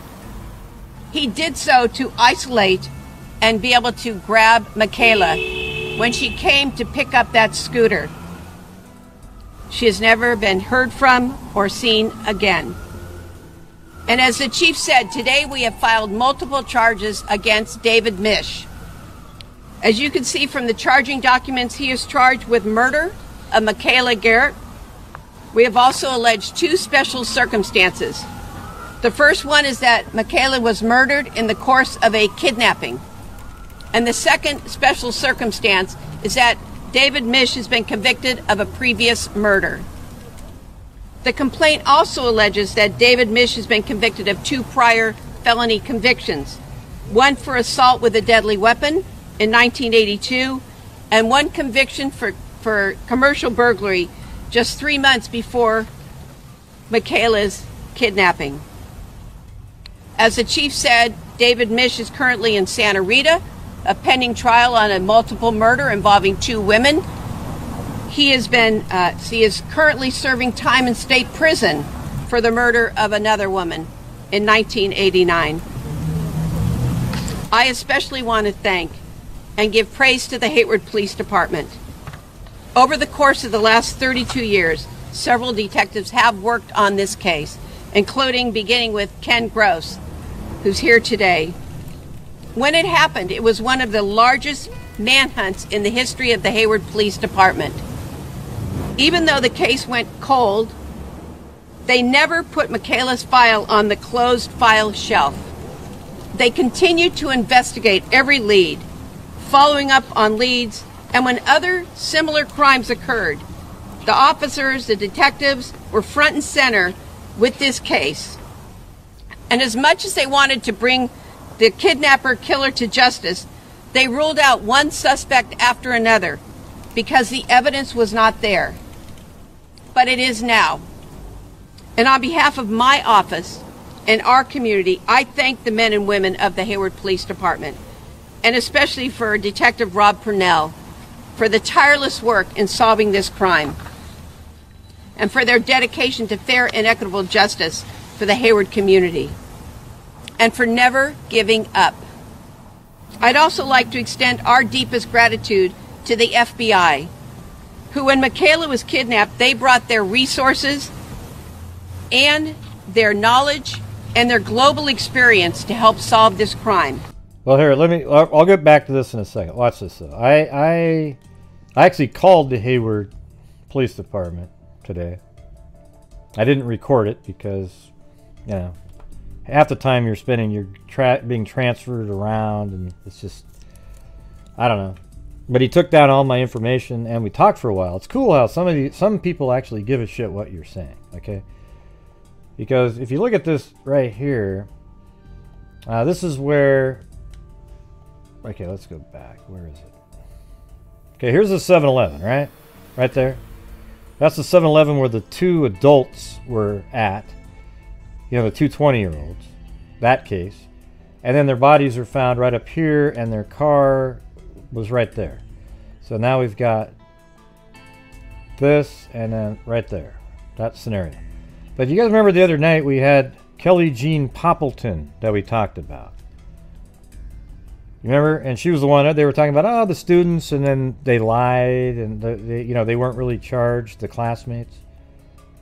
And see, this is 1983, and he would have been like 21, 22, like that, something. So he definitely could be in the killing mode at that time. And look at this. Kelly Jean Poppleton was right here. Her school, that was where she went to school. She was last seen right here. And then her body was found. Where the hell was it? Right up in... I think it was up here. God, now I got to go find her name again. Poppleton. There it is. I guess that was it. Kelly's body. There you go. Yeah, so look at how that's kind of strange, right? Like up in the mountain range. You see, you're getting up into the mountains here, and then again, her body's right there. Poppleton was right here. 7-Eleven right there. That girl that was, you know, the one that we're talking about right now, I think she was over here at the Rainbow Market, and that's where she was lured. So you've got this little area here. And then we also have another Julie Connell, who was also 1984, and she was found right there. And so you kind of feel like, is it possible that this person, and the one that killed this person and her are all the same person? Okay, so I called and I just said, hey, you know, you guys might want to look at the Kelly Jean Poppleton. He wanted me to spell it, wanted to know what her birthday was. I didn't have that. And then he was like, okay, because he was Hayward County, so he's actually he's calling Fremont. He's going to send that over to them. I might call them tomorrow too, but I think they should look at both of those, Julie Connell and Poppleton. Because remember, Julie Connell, listen to this one. She was one of the ones that was at the, remember the one? She was the one that was dropped off. Her mom and her sister, I think, went to a movie. She'd already seen it, so she just went to a park. And she was abducted from that park. So you can see that that's a very similar deal, where he's sort of tricking people. Right. So we have that one, and then we have Poppleton here.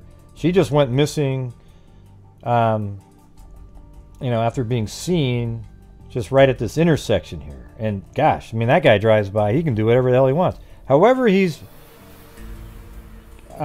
getting control of these adults. It works on everybody, especially if you have a gun, right? And we know that he has a gun because he killed in 1986. See, here's the thing is, Poppleton was 83, and let me see. Poppleton is 1983, and Julie Connell's 84, and in 86 he killed those other two girls, right? So we're in a really tight time frame here, and so that's why I was really like, oh wow. And what I'm saying is, after today, when I was looking it up, the old case, and putting the pins in, I was like, well, what's this pin for? You know, because I don't remember every single pin that I've got out. And then I realized there was all these other pins sort of right around in this area around the same time frame. And so without those pins, that kind of a connection would never even pop into your head. And by the way, I don't know if any of you guys have seen it, but you guys should watch the Yorkshire Ripper. You guys should go check that one out. That one's, it's pretty sweet. And it's really, at the end, you get kind of pissed off. But, yeah, so there you go. I'll get back to the press conference now. It is a testament Well, of the commitment to justice. It's not a movie, it's a documentary. It just came out on Netflix. By both the Hayward Police Department and the FBI, that they work together, combining their resources in solving these heinous... Hey, Richard. Now look at everybody. Everybody, just stop. Hold the presses here. Look at that sentence by Richard Watts. Stay on it, Gray. You're piecing it together. Boom! That is a perfect sentence, okay? Because sometimes, man... Actually, I'm just joking around. Crimes. And lastly, I want to take just a moment and acknowledge Deputy District Attorney Mark Melton, who is in my office. Mark oversees the cold case unit. Mark works tirelessly and has worked tirelessly with the Hayward Police and the FBI on this particular case, and in solving and in identifying David Misch as the perpetrator. Mark's commitment to fair justice, to integrity, his integrity to focus on the evidence, and his skill in the courtroom as a trial attorney will be evident when this case moves through the criminal justice system. Thank you, Mark Melton. And now it's my honor to introduce to you the Federal Bureau of Investigation's Special Agent in Charge, Craig Fair, to to say a few words. Thank you.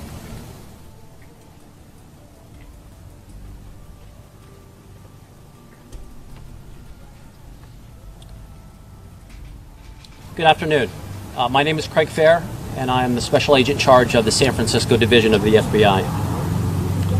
But first and foremost, I want to express my deepest condolences to Michaela's family, who have been mourning her loss for so many years without closure or justice. I cannot imagine the pain you have gone through for the last 32 years. But I hope justice in this case can bring you some measure of peace. On behalf of all of the men and women of the FBI who have dedicated long hours to assist the Hayward Police Department with this investigation, I assure you that our thoughts have remained with your family for many years. We are so sorry for your unimaginable loss. On behalf of the FBI, I want to recognize the hard work of the Hayward. See, here's one of the good news thing. Hey, thank you, Lee D. Man, it's been a rough night. Hey, listen to this for a second. You know, so he was 28, and I think he was put in prison in 1989 for that other murder. I think. I don't know when exactly that was, but imagine if he wasn't put in jail. He would have been. I mean, we don't know how many people he killed already, and who knows how many more he would have killed later on, right? We have no clue. But at 28, you're just getting started when you're a serial killer, right?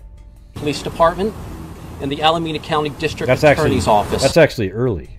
In this case, the FBI was proud to work beside the Hayward Police Department for 32 years, providing any assistance necessary as they led this investigation. Over the years, we have provided agents to assist Hayward PD with interviews. Our evidence response team and FBI laboratory have assisted our partners in the processing and examination of evidence. Our professional support staff provided Hayward PD with a case management system and spent long hours manually entering every lead that Hayward PD received. Hey, hold on one second. See right there, Jamie said, cup of coffee on its way. You know what I sound like right now? One of those people on the side of the road that ask for food or something to eat. And when my friend drove by one of those one time, he had a bag full of bagels and cream cheese that he just bought with different food on them. And the guy said, well, hey, would you like a bagel? And the vagrant said, what kind? And you know the answer to that is whatever kind. It doesn't matter. It's the kind that feeds somebody that doesn't have food. Okay. So that's what it reminded me when Jamie said, "Hey, a cup of coffee on its way," and I said, "What flavor?" Hey, it's whatever damn flavor you send in. All right. We have stood by Hayward PD and supported them for more than 3 decades. Yeah, the kind over the course of this investigation. Because there is no case that deserves our attention and support more than the tragic disappearance of a child. The FBI and our partners have a long memory. We have actively pursued leads in this case since 1988, and we have never forgotten Michaela or moved on from her disappearance. Crimes that involve children terrorize our communities, strike fear in families. Okay, well, come on, Jamie. Jesus, that's a crazy PayPal. But hey, thank you very much. Wow. Can I read what you wrote? Can I read that or?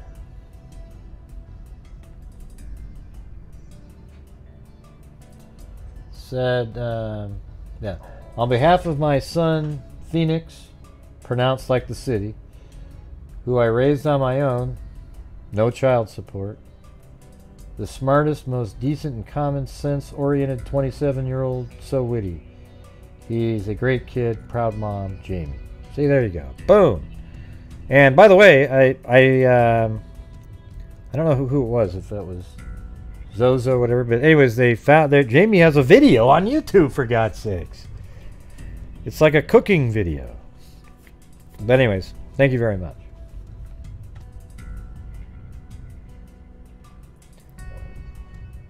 Yeah, everybody raise good kids.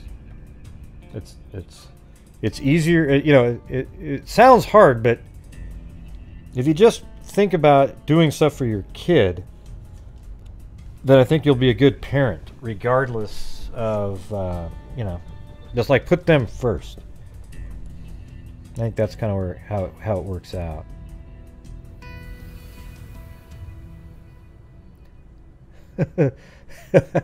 Well, she found it though, you know. But no, you should make more of those. You had a good way of talking, and you know. Yeah, you should. And then also thank you to Maureen on PayPal. And then also and Gareth. So thank you very much. Appreciate it. All right. So here we go. Let's get back to this. And one of the FBI's top He reads a really great letter from the mom. priorities.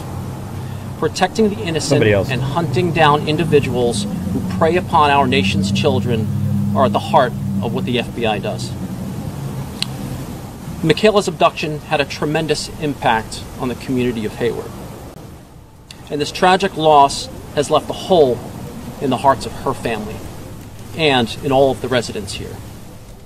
I would also like to thank the public for your support and your assistance throughout the course of this investigation. Finally, I want to commend Chief Chaplain and the entire Hayward Police Department and District Attorney Nancy O'Malley and her office for your unwavering commitment to this case. This achievement is a testament to your investigative efforts. The FBI is proud to support you. Thank you.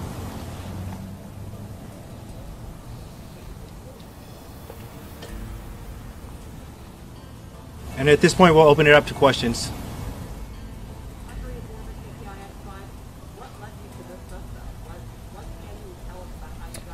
Remember that one article we read? It said they found fingerprints. I think they actually were able to. The way they got this guy was a palm print match, probably on the bike. So it wasn't just his fingerprint.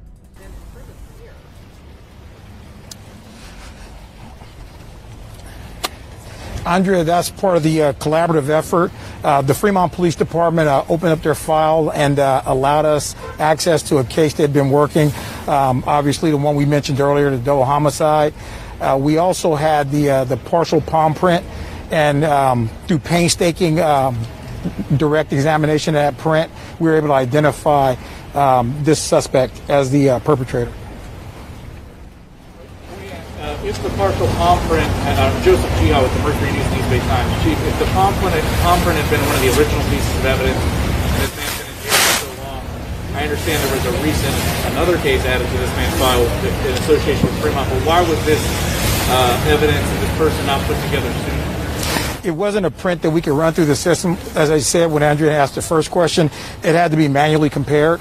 And so once the link was made to this as a possible potential suspect, then a direct comparison through literally eyesight had to be made to compare the two prints. What was it about the Fremont case that someone was able to put it together that they should be compared? Well, the Fremont case, the crimes that this man allegedly committed were a little dissimilar from child abduction, so there were no pointers that led directly to this suspect, other than the tireless effort of the detectives investigating it, and they followed through with thousands of leads over the years, and you know, some of the more high-profile cases in the Bay Area took us all over the place.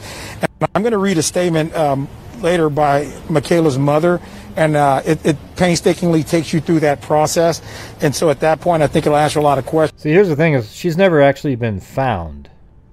Okay, but they're able to now prove that he's the one that did this, with his palm print being on there. I think he even kind of looks like it. As a matter of fact, that was one interesting thing that. See, I can't find the first murder that he. Well, not the first one, but the one that he was arrested for and he's in prison. For some reason, there's zero information on newspapers.com on that one. That's why I wasn't really looking to get any information, but Zozo, you know, being Zozo, you know how she goes and just does something. She sent me a link. Where the hell is this thing? Oh, actually, it's in my email. Hold on a second. So let me show you this one.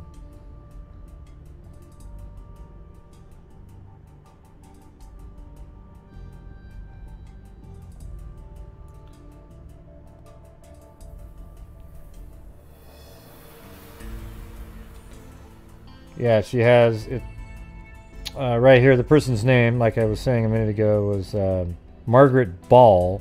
She's 36.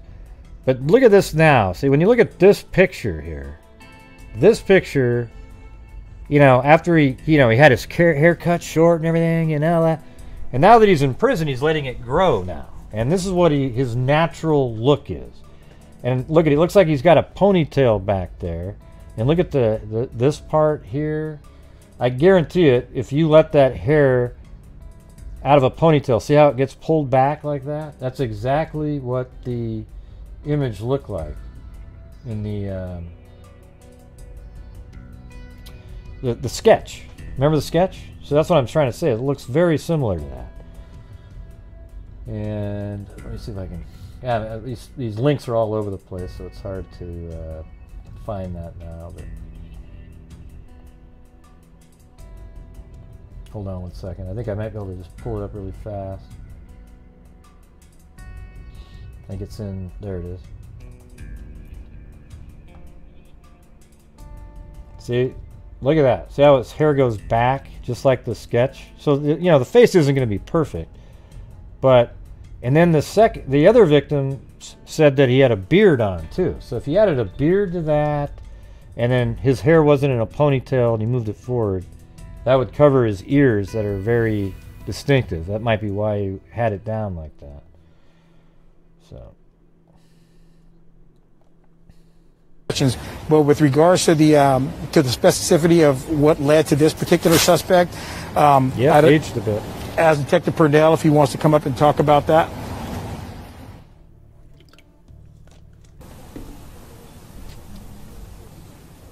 Just in regards to that, so we have amazing relationships with a number of the police departments and sheriff's department within the county. The Fremont Police Department reached out. You need more proof of what, Samantha? Yeah, palm print is hard science. Yeah, it is. Yeah, yeah. So you are crazy. Yeah. Yeah, it's a palm print. It's, you know, it matched. And there's also other information too. Yeah. Yeah. Hey, Samantha, they know what they're doing here. It isn't just going to be the palm print, right? Okay. All right. Well, go troll somewhere else. I'm not interested in your conversation nor your opinion on this. They matched the palm print. They obviously had other information, and they had enough information where they were able to make an arrest or to charge him with it because he's already in prison. All right, so let's just go with that. They probably know more than you do. All right, cool. Out to us and asked that this may be somebody that we want to look into, and we certainly did, and led us to where we are today. Because of the nature of the crime they were looking into more recently is why they decided to flag that to you? Yes, that's correct. And now what they're going to probably try to do is lean on him a little bit and get him to tell where he put the body. And maybe they can cut him a deal on, maybe make a deal on the other two cases that are coming up and say we will not give you the death penalty if you tell us. But he might want the death penalty. And the reason I'm saying that is because it's California. You don't ever actually get executed, right? And so what he'd rather have is to be sort of in isolation, because the crime that he's going to be in there for is killing a 9-year-old, and man, he isn't going to like being in prison with the general population. He'd want to be just like Peterson's been, right? Thank you. What's your name? Detective Robert Purnell. I'm the primary investigator for the case. P as in Paul, U-R-N-E-L-L.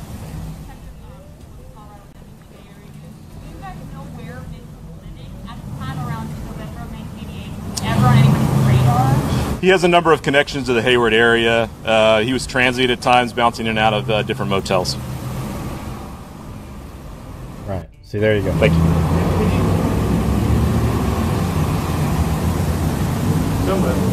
Well, it's not really solitary. You know, it's like when you're on death row, you get to go outside for an hour.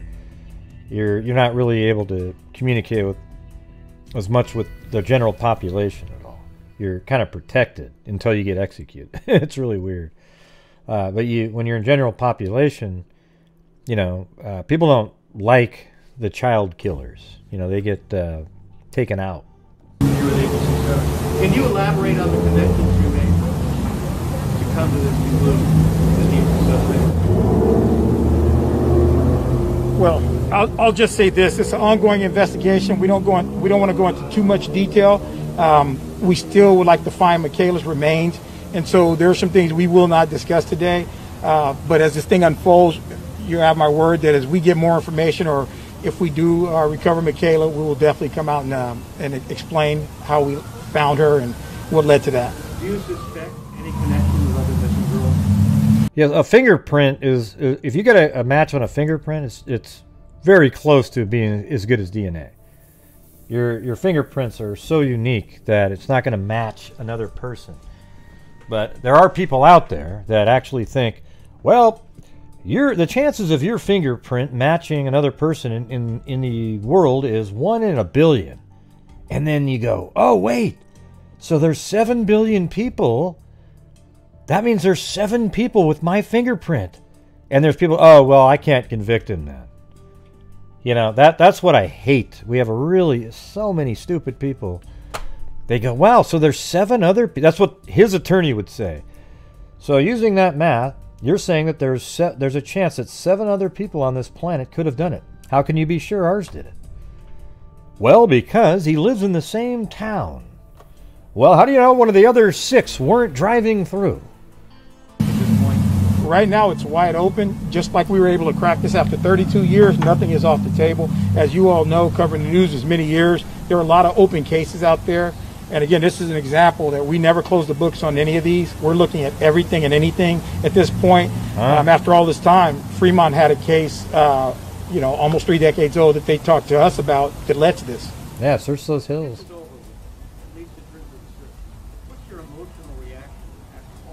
I mean, it would just be maybe bones left at this point. They got coyotes. It's bittersweet. I mean, you know, you always hope these things turn out differently than they do. Obviously, we're here now. But for the family, I think this is a point of closure for them at this point. Yes. Maybe both of you with KCBS Radio. Do you think you will be able to possibly find her remains now? We're hopeful. We're hopeful. A lot of that's going to be dependent. That's right. Look at put Susanna in the room with them, and just ask a simple question like, "What do you think about this?" And then, boom, man, Susanna will have that guy talking in 5 minutes. Well, it won't be 5 minutes. It'll be at 45 minutes. It'll take, and the person's eyes will be glazed over, and they'll say, "Put me out of my misery, please. I'll tell you anything." And then on what information we can ascertain from the person we have in custody for this. Thanks, Sue Gable.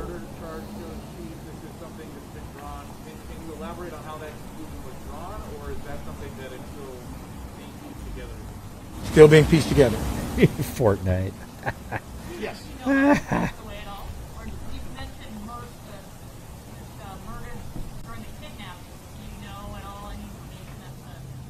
Well, I'll let the district attorney answer that question about the charging. So I'm not going to get into, I won't get into too much detail, but in the crime of kidnapping, the kidnapping continues until the person is freed. And so he is charged with the murder of Michaela during the course of the kidnapping. The evidence establishes that he was the kidnapper and that Michaela's body and Michaela herself have never been seen. Her remains have never been found. So based on the fact that you've never found the remains, you can extrapolate what? We can extrapolate that she was killed, that she was murdered, and that that she was murdered. And, you know, we've had several cases here in Alameda County where we've prosecuted individuals for murder when the body has not been found. You might remember the Reiser case, where after he was convicted, he then revealed where the body, his wife's body. I mean, just you know what Samantha was saying up there is, yeah. I mean, the palm print match is probably why they're going. Okay, they might have been looking at that guy, and then the palm print matched, and it's like, yeah, and they probably even have pictures from him from back then. Had the long hair, had everything. He was in the area. The palm print matches. You know, they must have something else. If they only have the palm print, you're probably right. But I can't imagine that a grand jury, unless the palm print's just really obvious, like it's literally matching on a whole bunch of different things, and it's just crystal clear that that's him. Because it's like, you know, fingerprints are like, people think of fingerprints like DNA. It's like literally, you get a fingerprint match, boom, you got it. Body was located. So the law does allow us to use that circumstances to prove that somebody has been killed. I presume he is. He's in jail, so I presume he knows. Anything you can share in terms of his reaction? No. I don't know what it is.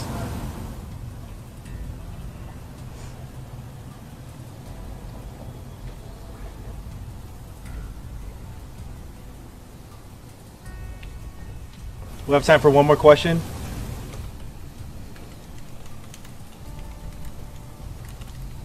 If there are no more, I want to read the statement from Sharon Murch, Michaela's mother. First, I would like to address all the people who have accompanied me on this long... What are you guys talking about? Identical twins do not have similar fingerprints. Long journey. I know that as you hear this news, your hearts are breaking along with mine. In the last year, I had to come to a place of accepting that Michaela was probably no longer alive. But somehow, that acceptance was far more wrapped up in the idea of Michaela sitting on a fluffy pink cloud, walking streets of gold, dancing on grassy hills, soaring among the stars. What I did not envision was my daughter as a dead child. It was only when I heard this news that this vision of reality appeared, and I honestly have not figured out what to do with it.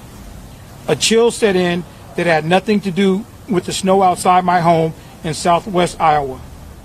I feel as though I am looking for Michaela, but now I don't know where. I honestly feel lost in the dark. Over the years, I have often wondered whether I really wanted to know the truth of what happened to Michaela. I wondered if I would be able to take it.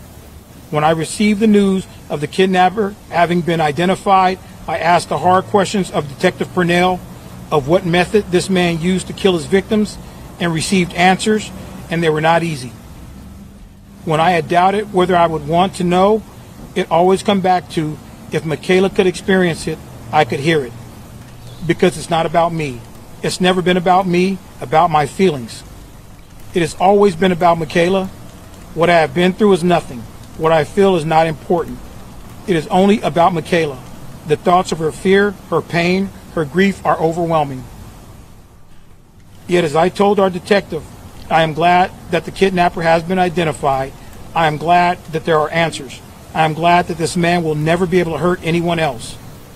I also want to thank all the men and women of the Hayward Police Department who have worked so hard on Michaela's case for all these years, and those who have propped me up in some of the hardest parts. I was disappointed when those who worked on the case at the time of the Garrido investigation rotated out or retired. But when Detective Robert Purnell took over the case, each of them assured me that I would not ask for a better investigator. It seems they were right. Never would I have thought that this case would be solved after 32 years. Nor was it solved by a witness providing information. It was solved by painstaking police work. My thanks also to the Fremont Police Department for remembering Michaela and bringing Hayward into their own case.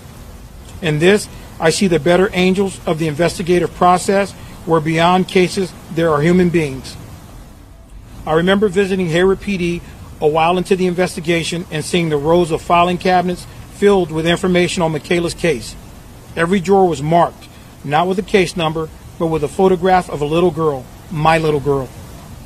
So thank you all for your love, a love that has endured decades for Michaela. I ask that you please don't forget her now. She is no longer a case, but she is what she's always been, and that is a bright and shining light. And in her absence from this earth, it is up to us to find a way to carry her light forward. Cheers. Thank you all for attending today.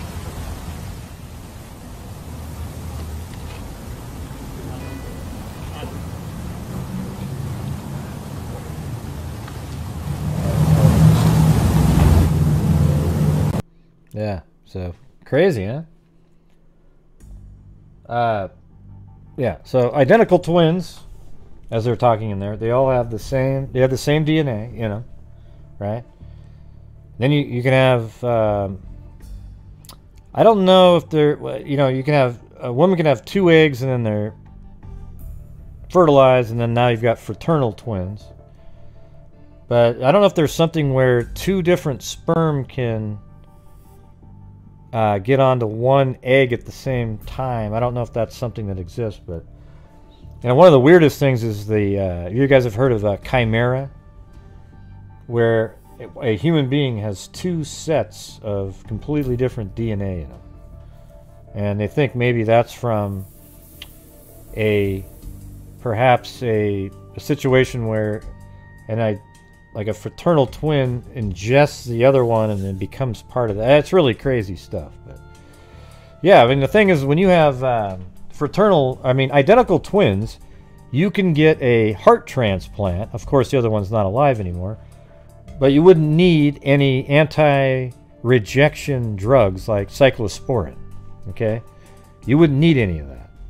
You could literally take it and your body would not reject it whatsoever, because it's identical DNA, and your body wouldn't look at it as a foreign object.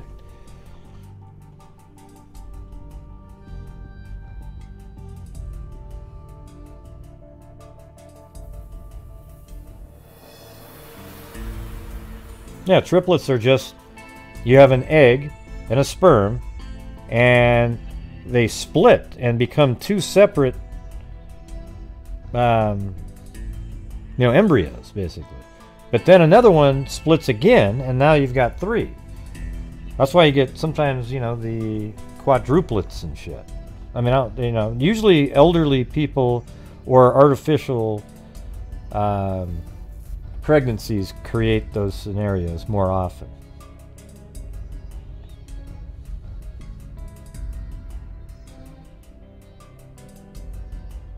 I don't get it, Nan. I don't get it.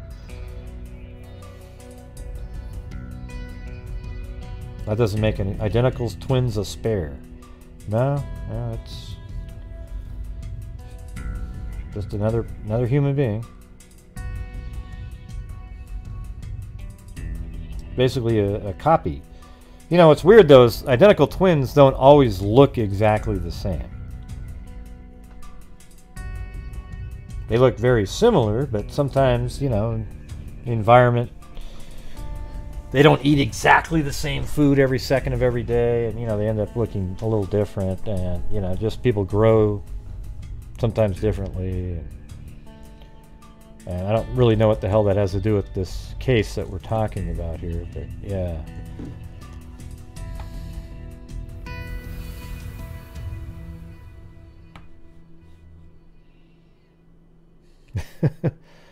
Your meds are kicking in? Hey, what happened to Susanna? She never followed up on her joke. Give me a fortnight and I'll break this bloke by devious babbling. That's actually a great sentence. Give me a fortnight and I'll break this bloke by devious babbling. Here, let me take that for a second. Hold on a second. What do we got up here? Hold on.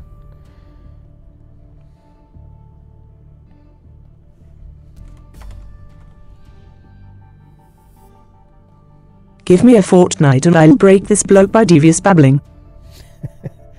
Okay, hold on. Here we go. Maybe this one. Give me a fortnight and I'll break this bloke by devious babbling. Okay, I think that's it. That's the one right there, right? That's Susanna right there. Here we go. Give me a fortnight and I'll break this bloke by devious babbling. Now, really? Why'd you meet him?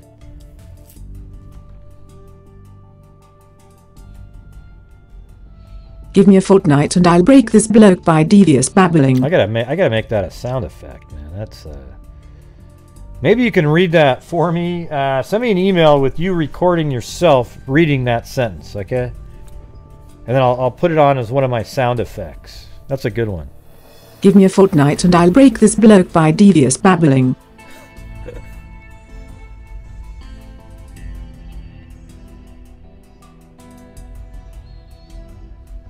Let me see if there's. I gotta see if there's another voice. That's UK. How about a Graham character? I always like this guy. Give me a fortnight and I'll break this bloke by devious babbling. Yeah. Yeah, but why would you want to? Why did you need to talk to him?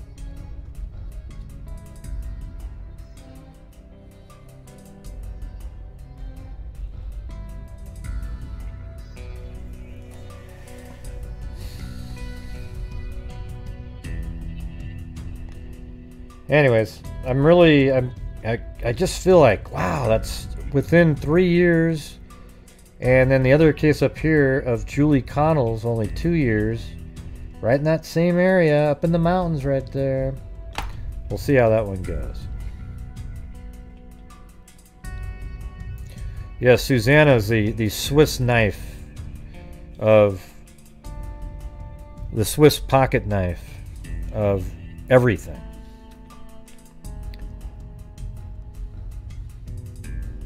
The rotten sod.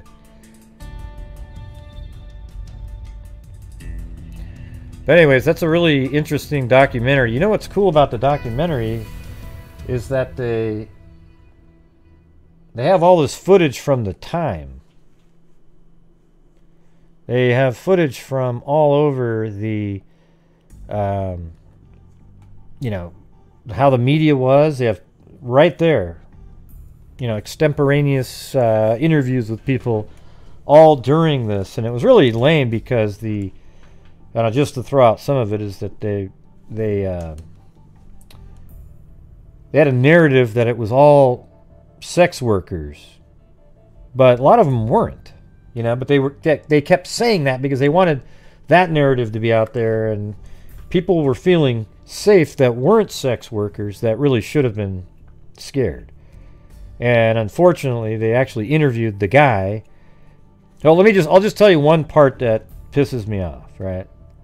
At the end, you find out this one part that this one officer had interviewed the killer, and he goes, "Man, he looks just like he put these in his notes." He goes, "He looks just like his sketch," but he had this voice. There was a voice recording.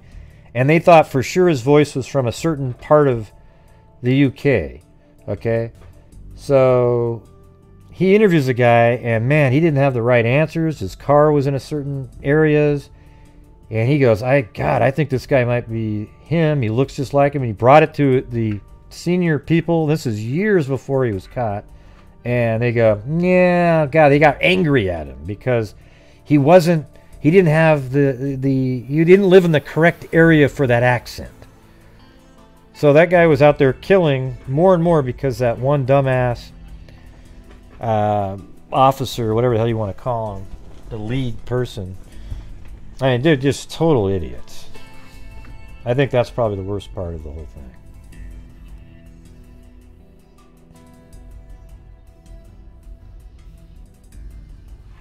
Lick. Nice, Gene. See the lower floor for speaker seating rows, almost perfect. So you're sitting on the floor, Richard?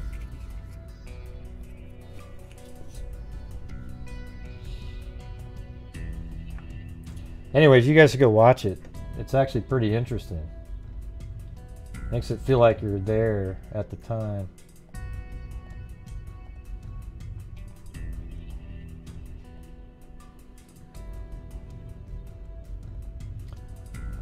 So.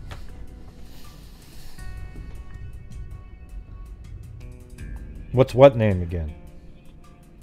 Oh, the show, it's called The Yorkshire Ripper. And they spent all this time... you just got to go watch it. They really knew what they were doing, how they put the investigation together. They just didn't use it right. Hey, thank you, Dottie-O. What's going on?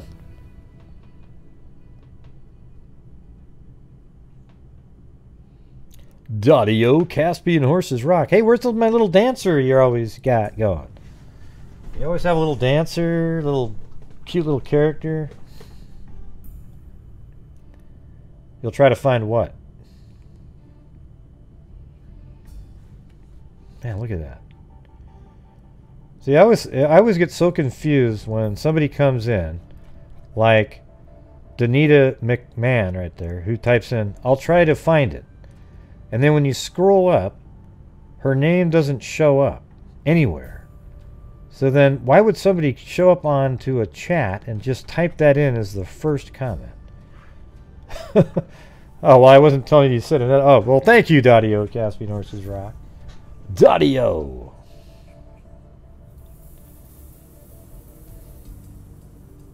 Yeah. Well, it's easy to find because you go to Netflix and it's right there on the first page.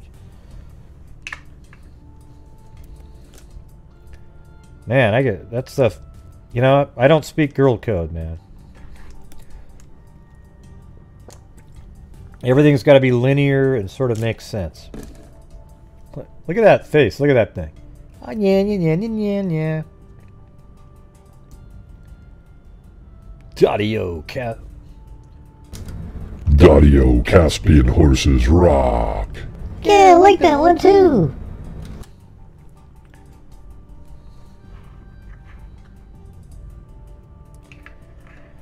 Yeah, I finished watching it. I watched the third episode halfway through and finished, and then the final one. Had to keep going.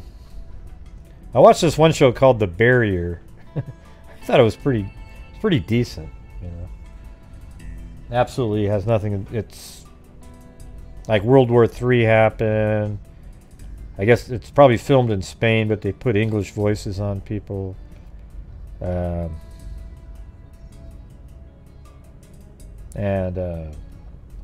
There's a virus going around.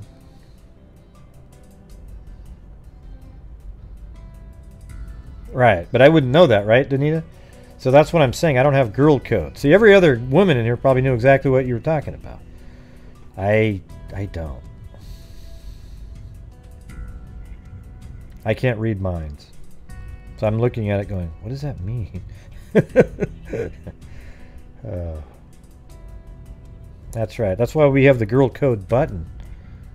Because, yep, right there.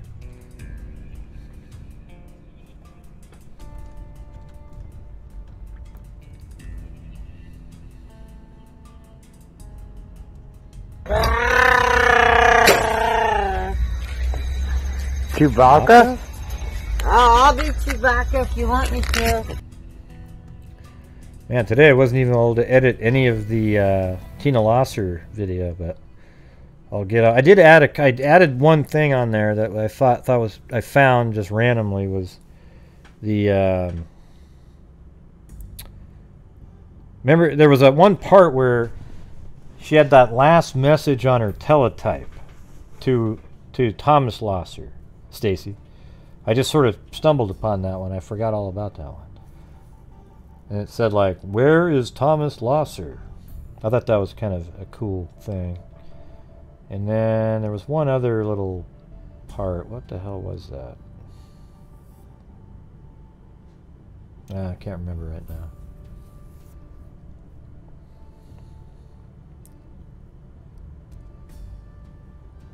Yeah, I thought that would be kind of cool. Just a little quick fact in there. I sort of slapped it in there. Yeah, it's so easy to add stuff in. You know, you just read a couple paragraphs again that you've already done. If you do the way that I do it, instead of trying to read the whole thing again, you just put it in there. Who's Tina's daughter? Yeah, I've spoken to her before, yeah. Not recently. Yeah, I talked to her quite a bit when we were going over this. She's the one that gave us a lot of that extra information.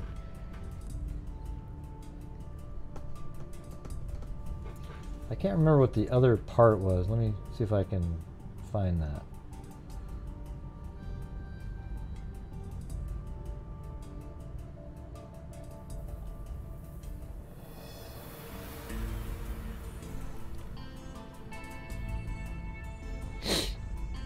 Yeah, I've talked to Tina's sister and the daughter. The sister I contacted first, and it was weird because I just did a cold call out of one of those web, free web services that have phone numbers. And she literally said, "Who's this?" And I go, she thought I was joking around or something. But I explained to her, and then we started communicating on Facebook. Then I finally got a hold of the daughter. The daughter's more in, she's really kind of wants it solved.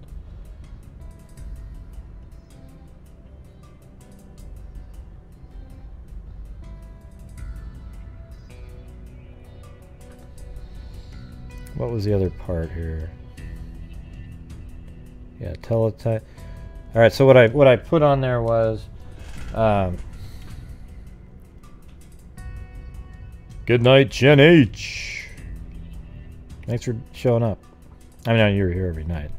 I wasn't saying you're not showing up, but thanks for thanks for being here. Okay, here we go. I think I wrote on January 28th. On January 28th, Tina Losser sent the last message to her husband Thomas using a teletype machine, and it read, "Hello, this is Tina Losser. Where is Tom Losser?" Tina was supposed to meet Thomas at the Wilmington Club for the Deaf after work on the night she disappeared on January 30th, but she never showed up. Then I continued on to the normal stuff. But I just thought I'd throw it in there. It's a little, what's interesting about that, Stacy, is that she sent that message on the 28th wondering where Thomas Losser was, but he never responded or anything. There's no more messages or anything on this teletype machine. So how did he know in his story that they were supposed to meet at this club? Like, they just had it in their minds for days. Oh, yeah, we're just gonna... I don't know. People normally check in with somebody. It almost feels like maybe they did. Maybe they said, "Hey, you want to meet at the club 5 days from now," or something. And then he didn't ever want to communicate with her again, but he could always use that. But that's why maybe she was trying to get a hold of him to say, "Hey, are we still getting together?" Because she was supposed to meet him that night. Oh, yeah, now I think I do remember the other spot. Hold on. Oh, yeah, I wanted to bring up the sketch that they had. So I just said, police said a caller whom they did not name told them about an unidentified woman seen in Tina's car the night she disappeared. The woman was seen communicating with Tina using sign language.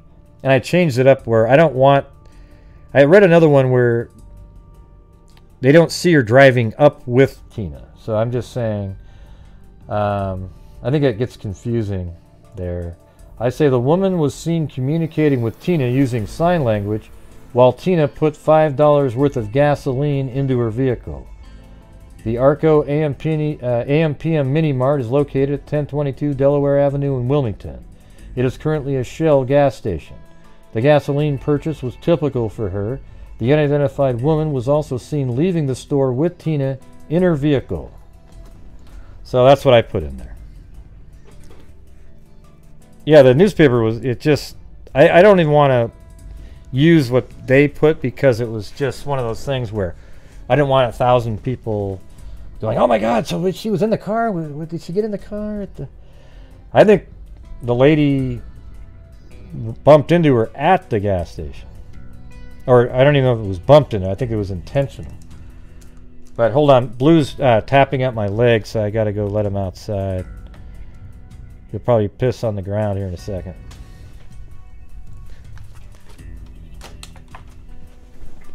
Come on, Chloe.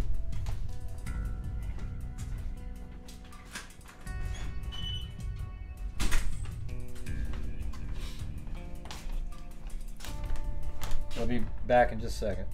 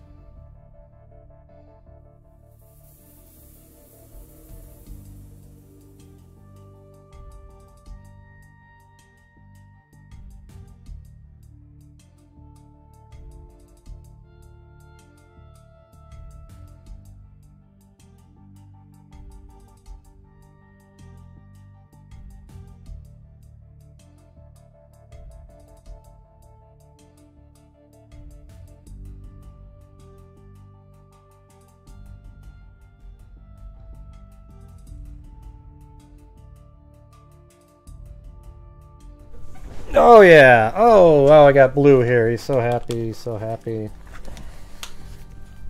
Oh God, he's so happy. Come on, Blue. There you go. Look at that. He just came in here. See, we just took him. He got his anal glands squeezed out and his fingernails clipped. And he feels great now, right?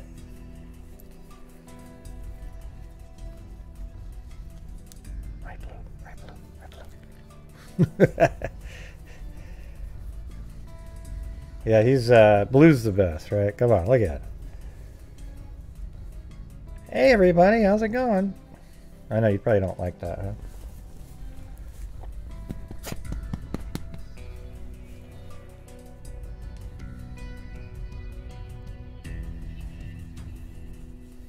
He's happy. He's wiggling his tail. He's probably really happy to get his little... yeah, it's great to finally get them groomed, not at the vet. You know, the dog groomer place is actually open. You just have to make an appointment. So... Right, Blue? Right, Blue? Right, Blue? Right, Blue? Yeah, you like Blue? Well, Blue's, he's awesome. Like I always tell everybody, I never thought I'd want to have a Chihuahua. I always go, oh, Chihuahua? Who the hell wants a Chihuahua? My God. And so my wife was at work, and somebody said, hey, we've got a dog. We can't take care of him anymore. And she said, hey, I'll bring this dog home for us to look at. And I go, oh, God. You know, and then the second he just ran into the house, jumped up on my lap, and then he sort of nestled his head underneath me like that. I mean, literally, like the first thing he did. And I said, we'll take him. All right. Right, Blue? Do you remember that, Blue? Yeah, that was awesome. Yeah, so then it was like Blue, and now we have Chloe. And they're really good buddies now. At first, they didn't really... man, they just didn't... I don't know. He didn't get along with her.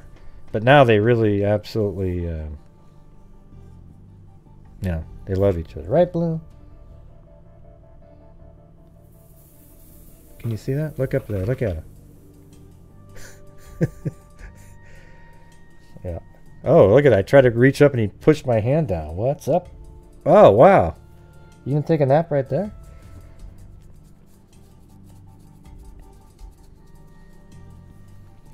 Well, you know what's cool? When you tell a truthful story, it never changes, right? Like, that's the same story it's ever going to...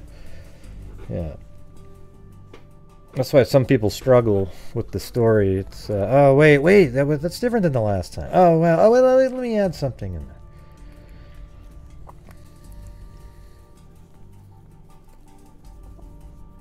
I get the kind like browsers that can eat your ass off with one bite. Oh, come on, Richard. I was going to try to... Man, the one time I was going to decipher what you wrote, you deleted it. Man, God. Can you guys see Blue's eyes? Doesn't he look like he's very close to just falling asleep right now?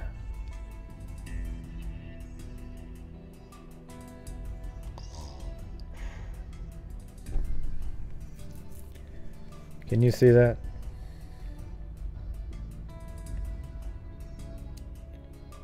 He was so close. Oh, there he...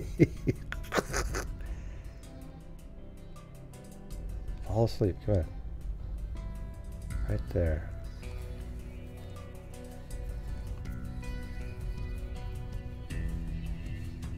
Yeah. Okay, go to your little bed over there.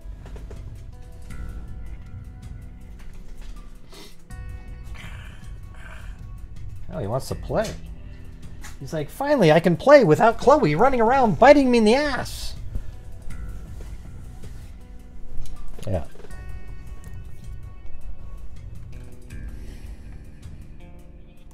I get the kind that can eat your arm off.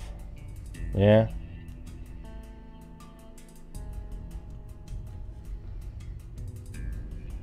I don't. I don't like those kind. They shit too big. I mean, who wants to go outside in their yard and have to use a shovel to pick up crap, okay? Whew. Wow. Yeah, definitely like the smaller dogs. It's a lot easier.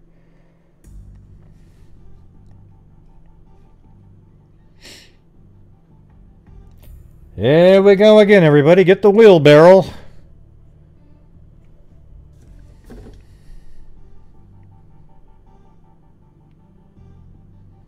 Yeah, they do. Yep.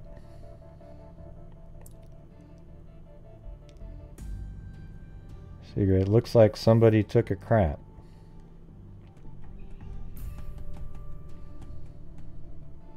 Right.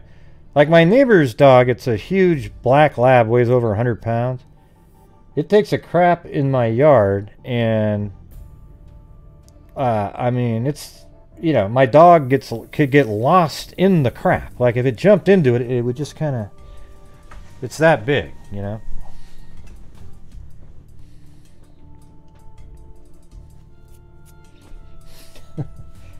Yeah.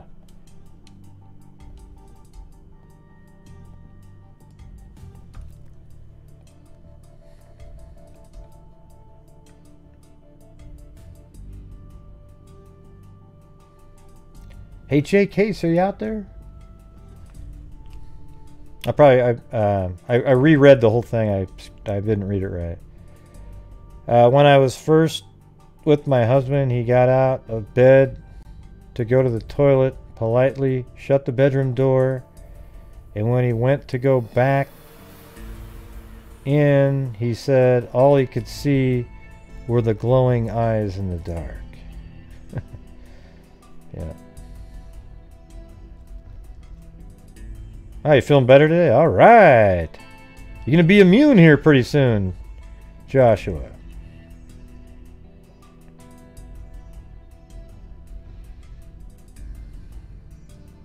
Oh, yeah. That's right, Juju positive.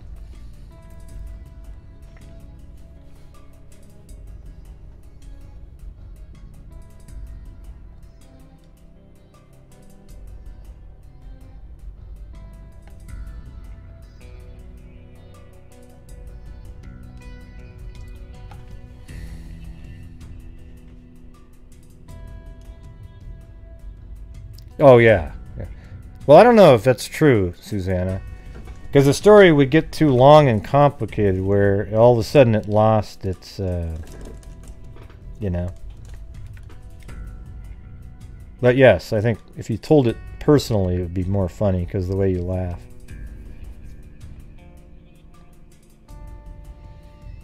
Yeah, it's cool, B&B, isn't it?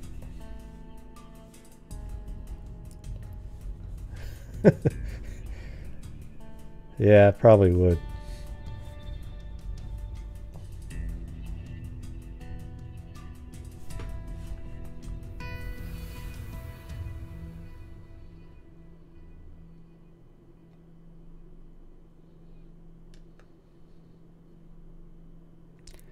Yeah, Stacy, if you're still there, I found a different article where it just kind of worded it where it was like she was seen at the pumps, the gas pump with somebody. It wasn't like the other one was just ludicrous how they worded that.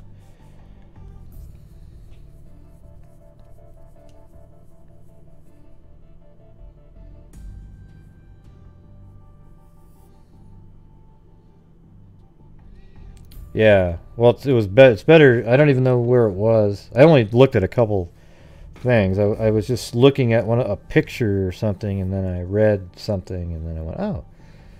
I totally forgot about the teletype thing.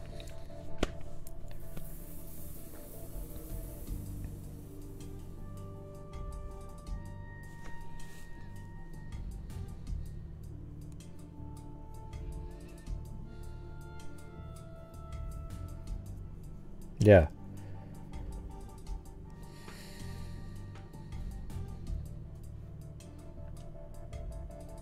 Well, it's not translucent, it just cuts off on the edge of the screen there. So no, it's not. See, if I move this over here, it looks totally normal, right?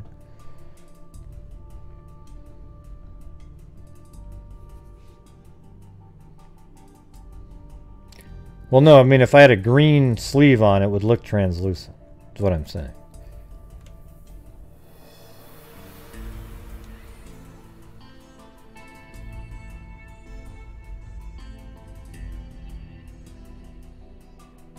Here, let me go get, I'm gonna go get Chloe.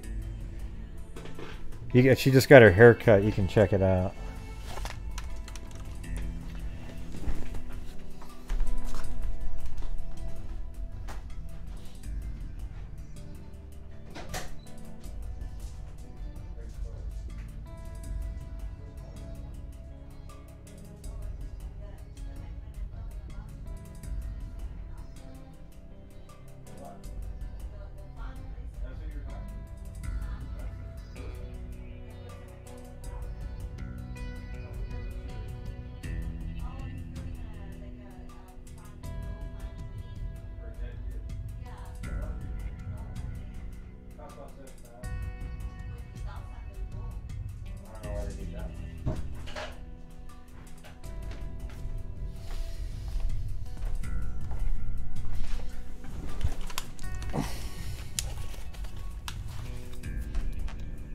There it is. Oh shit, you can't see.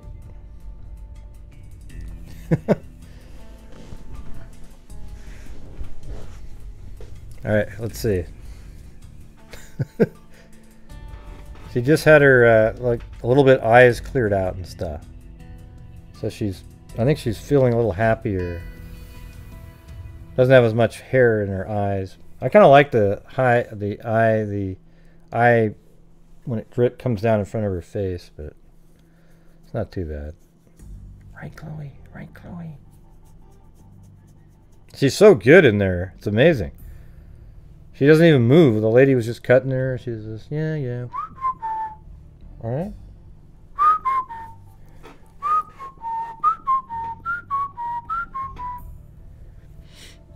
Anyways, this is Chloe, for those of you who don't know who Chloe is.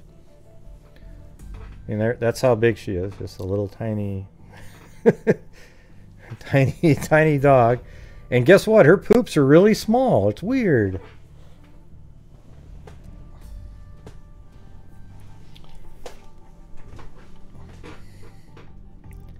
Yeah, her and Blue get along really well. She's just, the whole day, she's just trying to attack him. And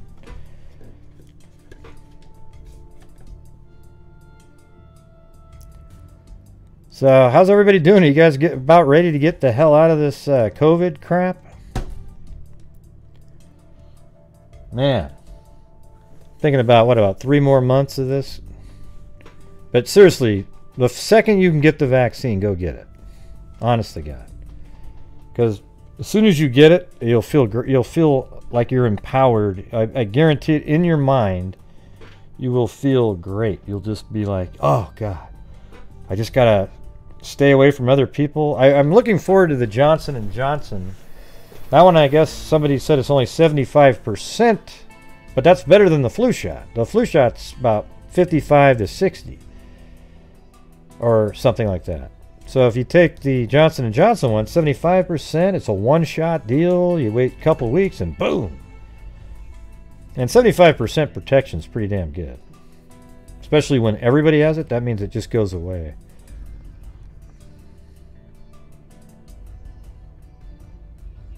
You can go into the London Hall of Fame. Well, you won't be going there anytime soon, Richard. I'll tell you that. Not with the new strain out there. They're going to really tighten things up over there. But yes, right after that.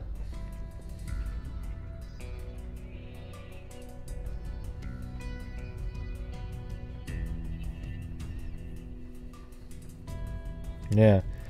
You know, they're talking about, here's the thing, is I mentioned this. They're talking about doing like a barcode after you get your vaccine. But I don't think it's fair to have people have benefits from the vaccine without it being available to everybody. But I would say that after everybody's given the opportunity to take the vaccine, and there's people that don't want to do it, then there might be places where, you know, it's really weird though. I mean, if we've got herd immunity, it's the same as it was before. So I don't know. There might be a time frame of a few months where you can't go into some place if you don't have the vaccine yet. And I could totally see that happening. For example, a Blazer game. You know, why not let everybody in who's had the vaccine and they've had it for a month? They can go in and they can sit and enjoy the game like they used to. So maybe you'll have 5,000 people there. Then later on you might be able to get 15 or 20, you know.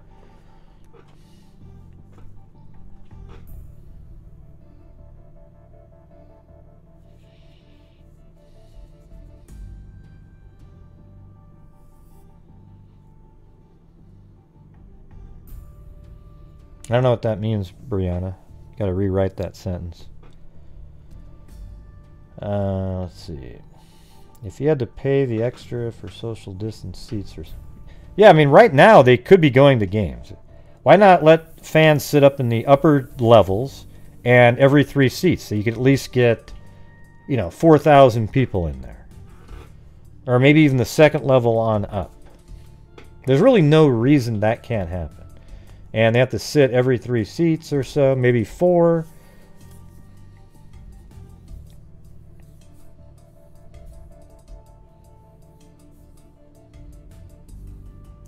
Don't care about anyone but yourself, sure don't vaccinate. I don't know what that means.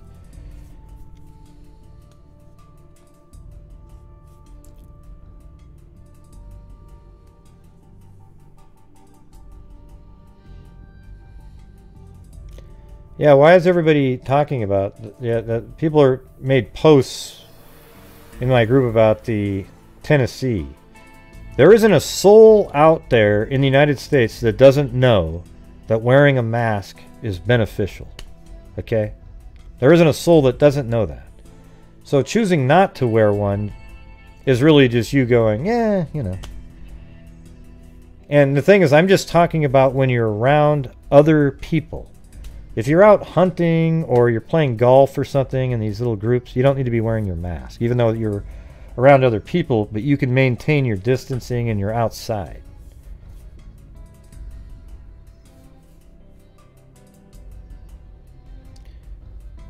Means if you don't vaccinate, it seems to me, sure if you don't. I still don't understand that sentence. You know, means if you don't vaccinate, it seems to me, sure if you don't want to, you can still be thrilled infecting others. Oh, well, what you're saying is, if people don't want to take, if people don't take the vaccine, it's as if they're okay with them infecting other people, right? That's what you're saying? Okay. I don't know if that's, some people really are scared of taking vaccines. You know, they think that the government's implanting nanobots into their system.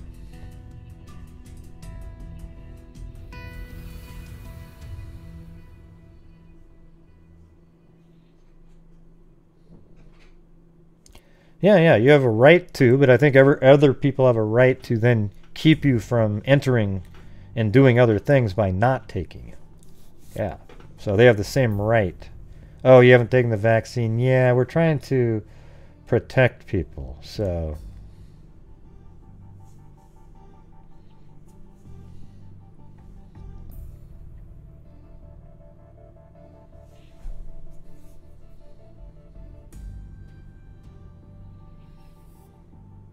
Although it's kind of interesting. I mean, if everybody's taking the here's the way it works. There's enough responsible people that take the vaccine that herd immunity is developed, and the other people, the other 20 to 30% who didn't take the vaccine, they'll be able to claim, see, I didn't take it, everybody. Yeah, and I didn't get it. Well, that's because everybody else was responsible enough that you didn't get it. Okay? It wasn't because you had this superpower immune system that you were just way better than everybody else. Okay? So that's what I'm saying. So at least there's enough responsible people in general to squish this virus into nothing.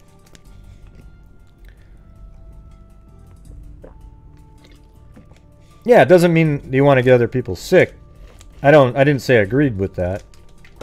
What it does mean is that you should realize that you might not be able to go to other places until the pandemic is gone. Right? But, you know, like if all elderly people... I don't care if everybody's vaccinated. Well, here's the thing. If you have sporting events and you only allowed vaccinated people to go into the games, then that means the odds of somebody getting infected in there are almost nothing. But if you have a game and you allow, 1,000 that aren't and 8,000 that are vaccinated, well, those 1,000 people can spread it amongst themselves and they'll all get sick. But you won't be hurting the people who were vaccinated, I guess. Well, I guess 5% of them. I don't think it's similar to the mask thing. I don't agree with that. I think the mask, everybody knows that the masks are helpful and absolutely are a vital part of not letting the virus spread around. Everybody knows that.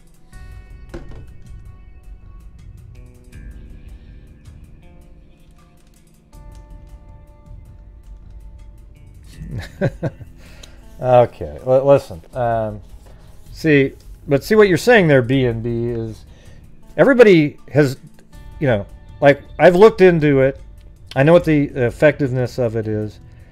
If you're that worried about it, then don't take it. But I think it's just one of those conspiracy theory bullshit things that people come up with. They go, oh God, there's nanobots in it. They're trying to control society. No, everybody, guess what? This is an actual pandemic that's happening. It's weird. It's an actual pandemic. It's a real thing, just like the one in 1918. Same damn thing. It's not as deadly as that one, but yeah, it's really there.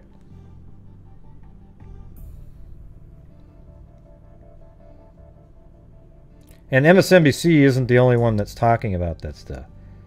What's so scary about it? See, you're reading the wrong thing. You're reading the people that want you to be scared of it. Okay, how do you know what they're saying is even true? Why not listen to like what almost all the doctors are saying about it? Just about every single one of them.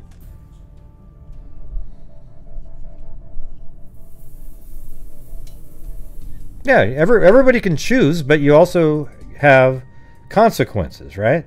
It's the same thing as what Juju Positive is saying is absolutely true, right? You can choose. It's just like this.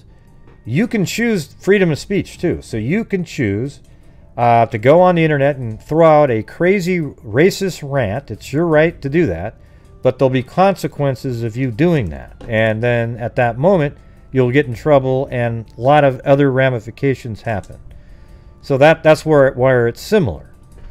Okay, so you know the vaccine thing isn't it's similar to that. That means there might be a point for a while where there's consequences where you're limited to do something, where everybody else gets to do something that had the vaccine for a while, and then once there's no new cases, there's herd immunity, then you'll be able to come out and join the population and tell everybody how, see, I didn't get it. And when that's not the reality of it. It's that everybody else was responsible enough to create herd immunity and you didn't get it. This whole time, I have literally left my house in the last year, maybe, I mean, this is going to sound crazy, I'd say maybe 30 times. You know, maybe 40, you know, play golf here and there. Before I had the surgery. Since my surgery, I probably have left the house, so this is August, 90 days, maybe 8 times, something like that. Go to the store, maybe 10. I mean, there's some weeks where I just don't even leave. Because I just want to get through all of this. I don't want to have to deal with getting the virus at all. I don't want to go through the worry that I'll be one of the ones that it affected.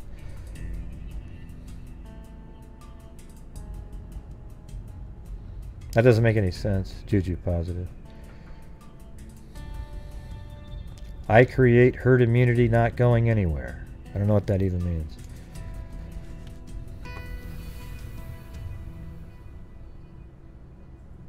Yeah. That's the sad part right there, is you've got that and illegal, like you have illegal immigrants coming over. They don't have the vaccinations in those countries. They come over with diseases that we've already completely cured. And then we have so many people here now that don't take some of the vaccines that we got, and they catch these diseases that were thought were gone, you know? Right, you stay home, therefore you're healthy. Yeah. Yeah, that's cool, yeah. And there'll probably be a time when you'll be able to go out, but I wouldn't be surprised at all if airlines, and which is weird about airlines is they've been probably the safest way to travel this whole time. They've really put everything in place. It's been amazing, but I could see them, you know, having corporate flights with only people that were vaccinated or something like that.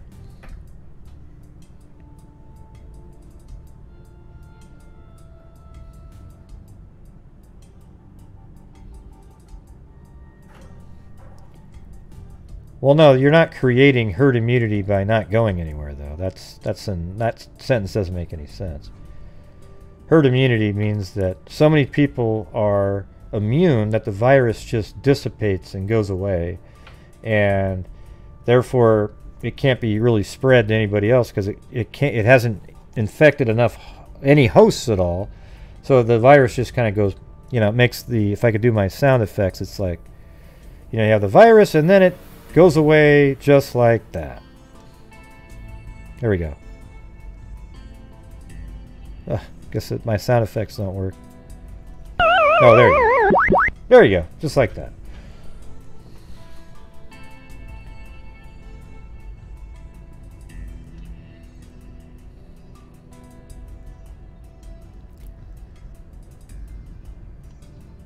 What do you mean, why wear a mask if we stay 6 feet apart?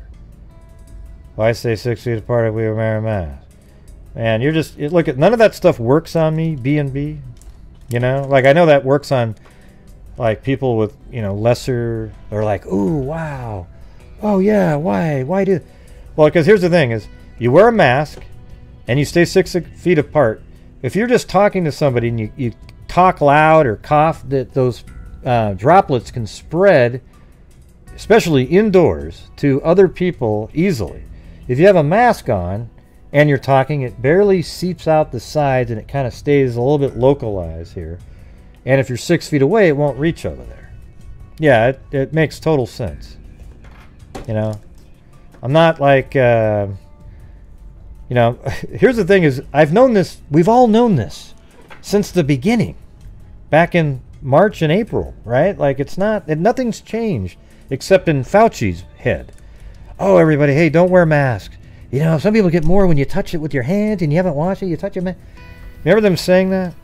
And then all of a sudden, oh yeah, everybody wear your mask. Well, how come Fauci, he should have known that masks are very useful and valuable. He didn't, though. Or either he did or he was trying to protect the supply. I don't know what he was doing. But all the other countries have been using masks and they work. That's why people wear them. You know? Like flu season in Japan or in China, everybody's got their masks on, walking around. And you know what's weird is, I think that is a good point. We have this really low flu count. So there might be a little bit what was Jay was talking about, where there is some of those are being lumped in with COVID. But then there's also the really great possibility that because we're all wearing masks and maintaining some social distancing, washing your hands more, that we're not catching the flu like normal. I mean, it's literally like 3% of the normal flu rate, which is pretty amazing, right? So what you have to do is maybe take away the total number of people that would have died from the flu from the COVID to get the actual count of what it would have been like.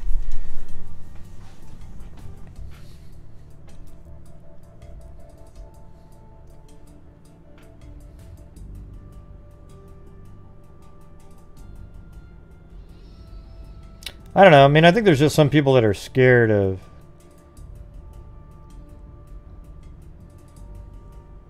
Yeah, he is BMP, but he may have been saying that to protect the supply so that everybody didn't run out and hoard masks when the doctors needed them.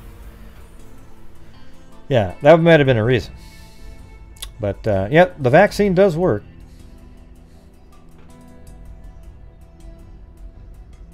Who told you that? The doctor said you could get it twice? I haven't heard of one person that's got COVID twice.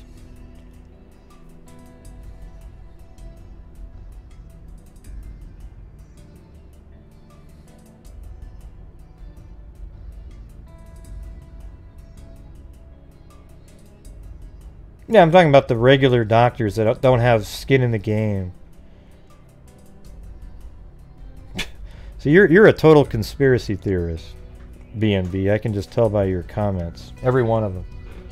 That's okay though. That's okay. I don't agree with you, but now you are. I can tell by your comments.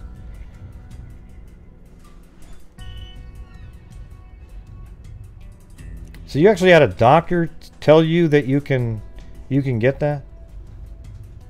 Yeah, you are. I mean, I don't know if you're a conspiracy theorist on everything, but you seem like you're one on the vaccine. Like, there's something else going on here. There's something else. What is it? We're going to figure it out at some point.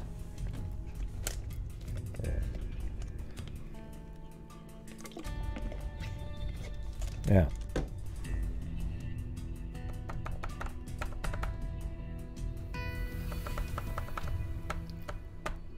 I wonder, yeah, I mean, I guess when you get it once and if you're only 70% immune, then sure. I mean, if you're not 100% immune, then yes, you theoretically could catch it again, I guess.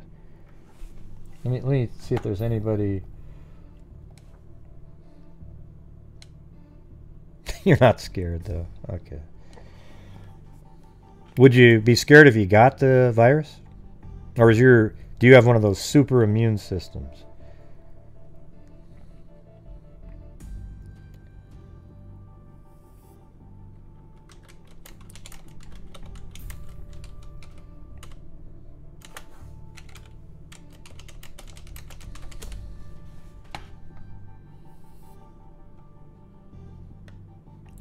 Okay, well, it says right here, cases of reinfection of COVID-19 have been reported but are rare. In general, reinfection means a person was infected, got sick once, recovered, and then later became infected.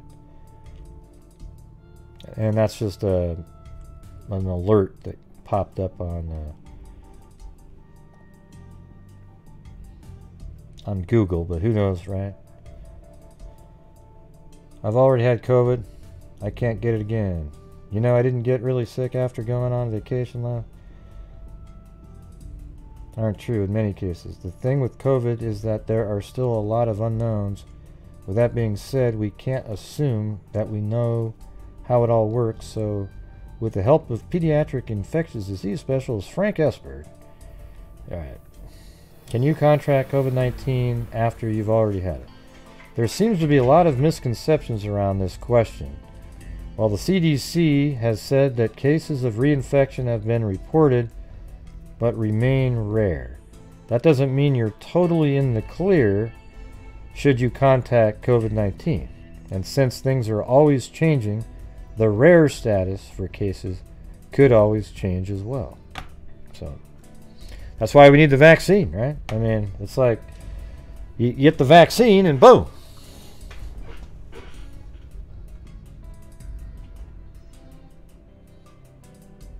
Yeah.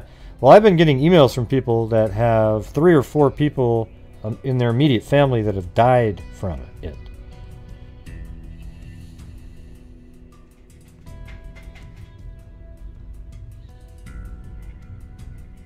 Yeah.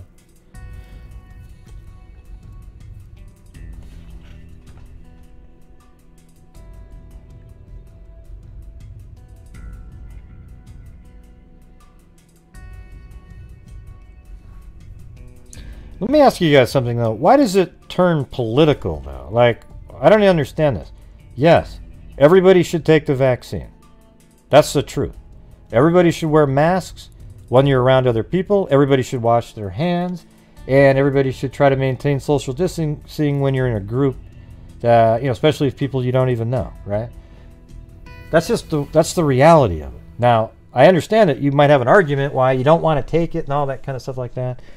But the truth is that you should take the vaccine, you should wear a mask, you should wash your hands, and you should maintain social distancing in the meantime, if we want to get through this pandemic. All right. Now, if you have one of those, if you're one of the people that are severely allergic to things, then there's more risks there. But you might have to be in a place where you're observed, and if you have a reaction, they can give you some medications to counteract that part. But it's just the truth, you know.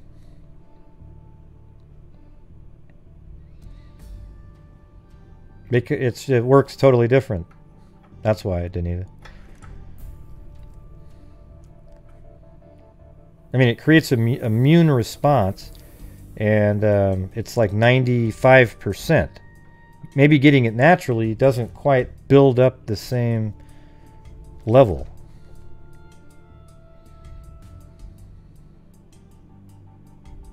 I just don't understand why people get so indignant about it.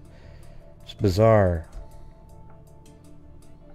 Yeah, I don't really understand that part. Why you still need to wear masks after you get the vaccine.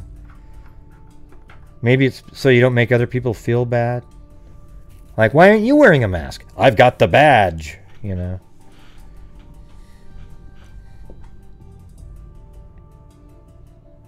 I know. It's the whole the association with vaccines and autism that people come up with is why a lot of people don't take vaccines. They think that there's something in there that's causing it. Things like that. They're really paranoid about it.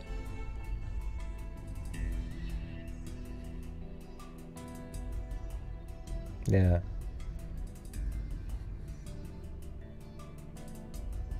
Yeah. But anyways, why do people get like offended and upset about the whole vaccine conversation? Is it, you know, it's like because you don't want to take it, you get angry when other people say you should. How about this? Man, I can't wait to take that vaccine. I hope everybody else feels the same way. All right? Good luck. There we go. That way, you know, you don't have to feel offended.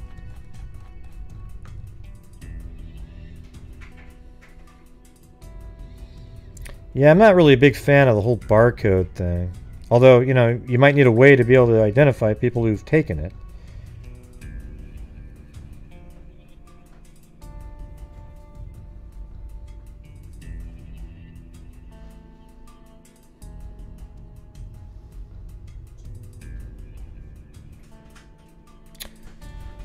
Not really, B&B. It sounds like it's more like you know? Like I just said, everybody should take the vaccine, and then you see the comments going, well, you should do your research first. Nobody should take it. I mean, you shouldn't take it unless you really feel... just accept the fact that you should take it. Now, whether or not you want to take it, that's different. Okay, so that's where it gets a little bit... I'm just bringing it up, and it's the comments back. No, but see, that's you doing that, B&B. Your comment back was an argument why not to take it. You're the one that got upset. You should just go, yeah, it's a good idea to take it. You know, because that's the truth.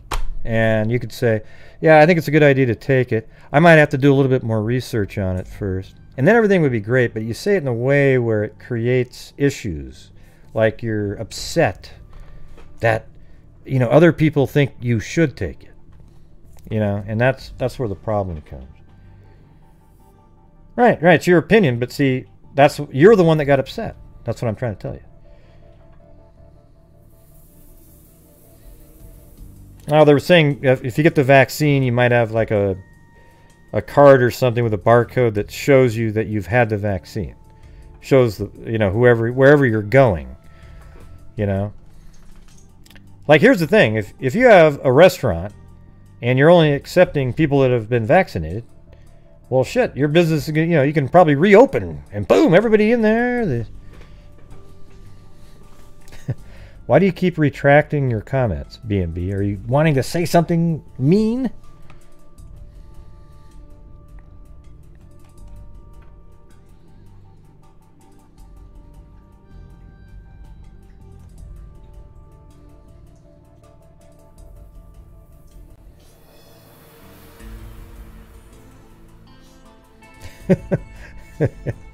Yeah, what's going on, man?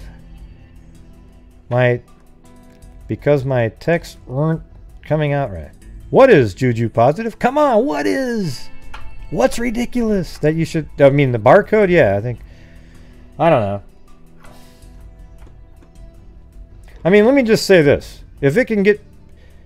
Wouldn't you feel safer if you went to a basketball game and everybody at the game had been vaccinated and had waited the whatever amount of time until it's kicked in? Wouldn't you feel like, oh, thank God, I can go to this game and absolutely... But if you knew that there was other people in there, like half the people weren't vaccinated yet and they have it in it, you just wouldn't want to know that it's even spreading around other people, and maybe you're one of those 5% that it didn't work on. See, that's the thing. That's what I'm trying to say is... I think it's going to be a while. Here's what's going to happen. Enough people are going to get vaccinated, and you know you try to eliminate the virus completely from society, or just very rare cases here and there, but so many people have it, and then that's how you can get back to normal again. But it's going to be a while It's going to be a long time before... yeah, I don't know. Jeez, it's just going to take a while before the herd immunity kicks in. You know, that's the thing. So what do those people do that don't have the barcodes?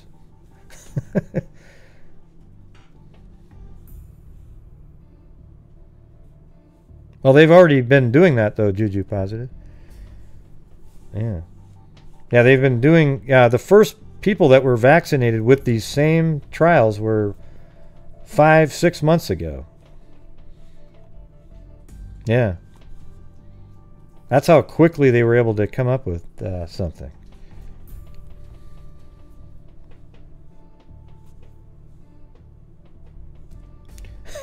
Yeah, I know you're not taking it. Yeah, I could tell because you're paranoid about it. I get what you're saying, but you're paranoid about it. You think there's something in it that's going to create issues for you. But it's okay. Yeah, I mean, it's your right not to take it.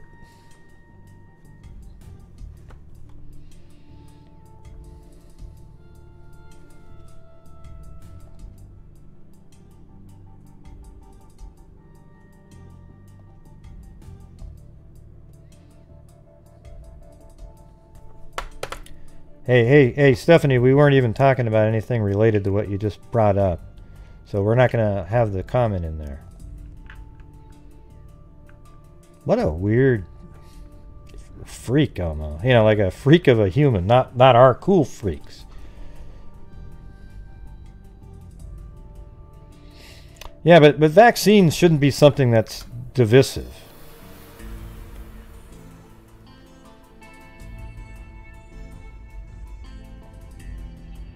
Yeah, no, it doesn't. I said the Maniac, David Misch. We've already gone over the whole thing, idiot. This is the end of the show now. We've done a show for 2 hours. Yeah.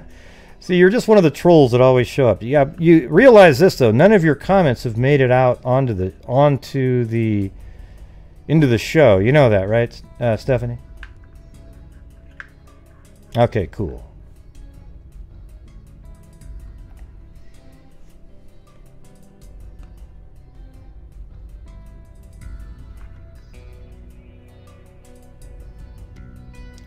Chant. Well, you want to hear something? B&B is taking the vaccine is safer than not taking it, and you get COVID. Okay, that's the reality of it.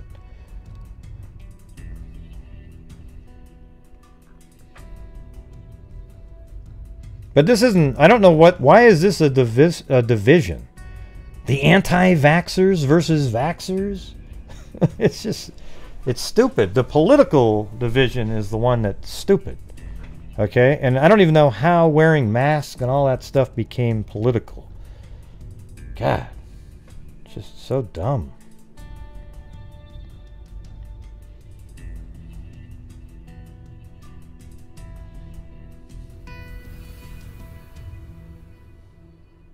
Yeah. That's what we were talking about. But I mean, we're not talking about that right now. So Stephanie Flores comes in there and throws out, so how did he murder these chicks? We need to kill him ASAP. Yeah, see, it's just a troll, stupid comment. And then, and then 2 other ridiculous comments right after that, just cutting me down. But it's a night where a troll just thought they'd show up and try to be cool, but they weren't cool.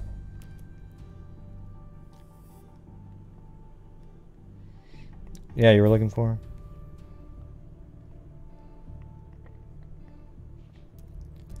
Well, I hope you guys change your mind and take the vaccine.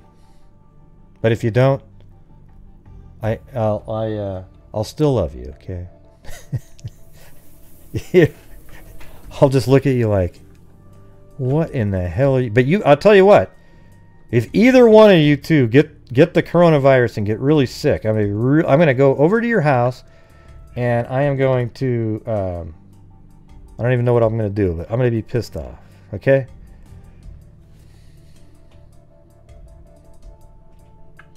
Especially Juju Positive. I could just drive right over there and say, screw it. No, that's not true, Juju Positive. That's kind of a crazy comment. Why make a dumb comment like that? Jeez.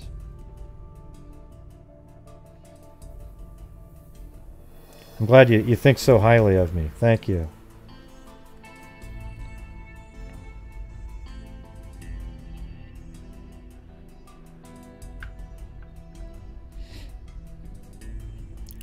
Kind of rude.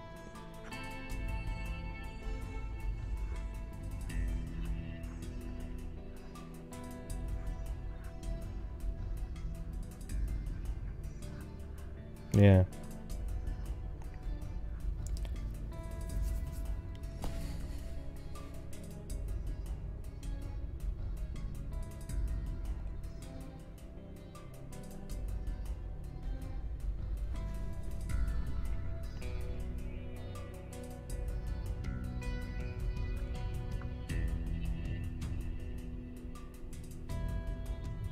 Yeah. Anyways, Juju's comment, it just made a whole downer on the show for me. So I'm going to get the hell out of here, you guys. All right. So you guys have a great evening. I'm going to, let's see, let me get this part in here. Yeah. Thank you, Zozo.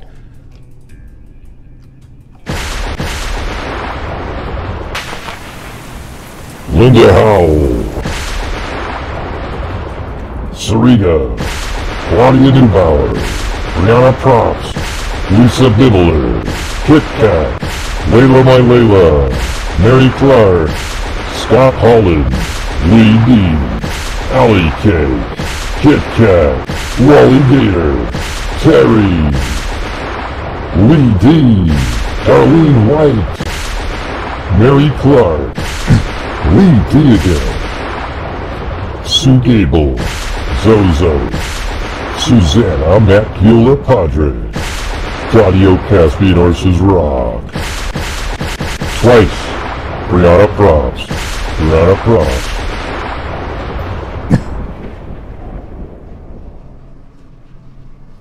And thank you to Linda Howell, Maureen Coe, Jamie McLaughlin,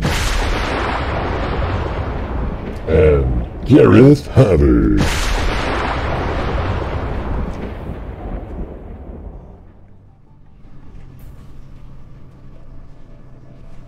All right. Cool. Yeah, so everybody, make sure you wash your hands, maintain your social distancing, wear a mask if you're around other people, and if you feel like it, go ahead and get that vaccine when it's available. If not, you know, good luck, all right? So thank you very much. And as hey, thank you, Sarah M, right at the buzzer there. Thank you very much. And as I always say, everybody, until next time, be safe out there. Yeah, I've been doing this true crime thing for quite a while now. And during this whole time, I have not seen one person that is a crime dissector, flag rejector. I'm a certified human lie detector. Gonna get ya on a stretcher if you try and play me like an old projector.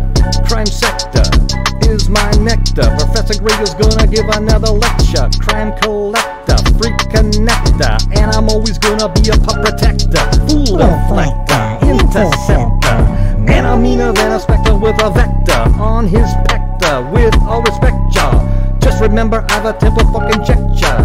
I have no agenda, I'm no pretender, and I'll serve it to you straight without the blender. And in the end, I'm gonna send ya on a mission to reveal the true offender.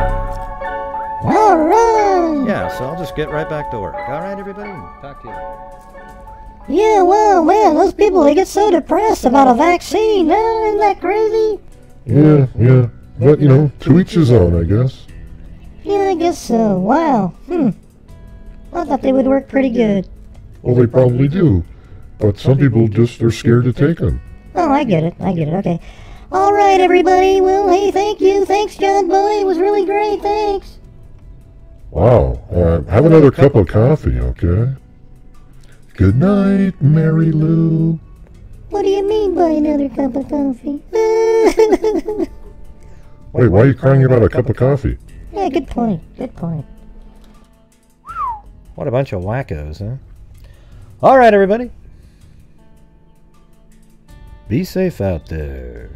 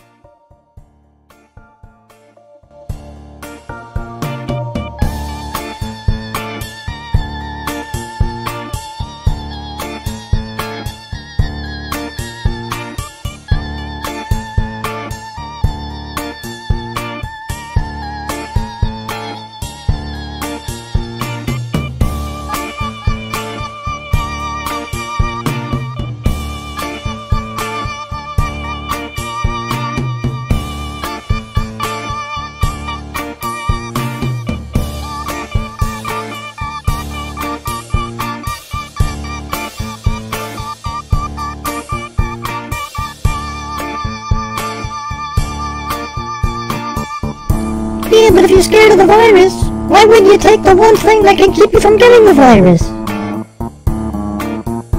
They're not injecting you with the virus.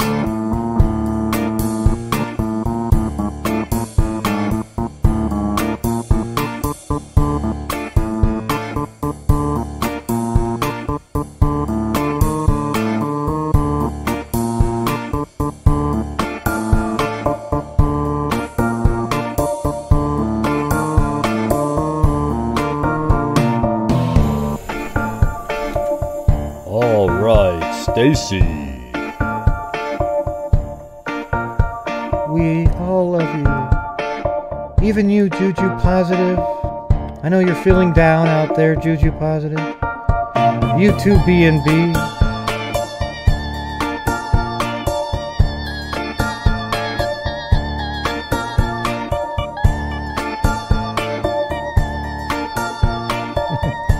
All right, Stacy. I'll probably have another story to send you here, another case one of these days coming up here. I've got some scripts all lined up, I just got to edit the damn thing.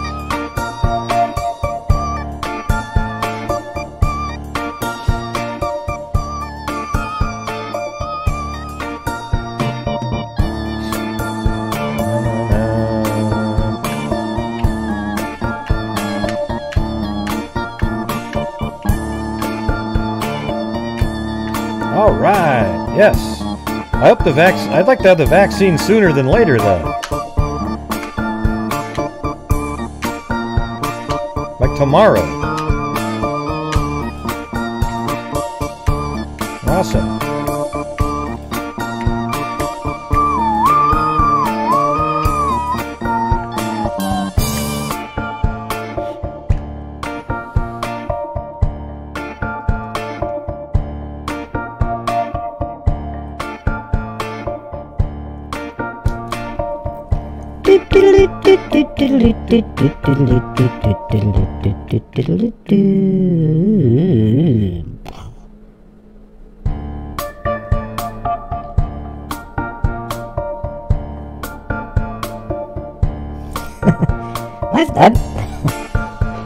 I've said your name before, B&B. Come on, what are you talking about? Yeah, he said your name many times. Yeah, like Mary Lou said.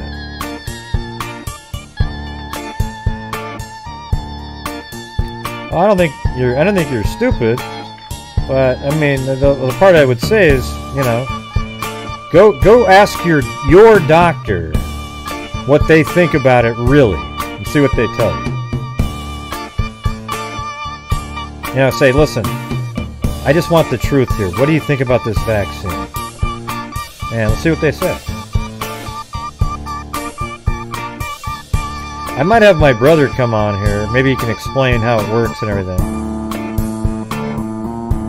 Hey, that'd be cool, man. Yeah.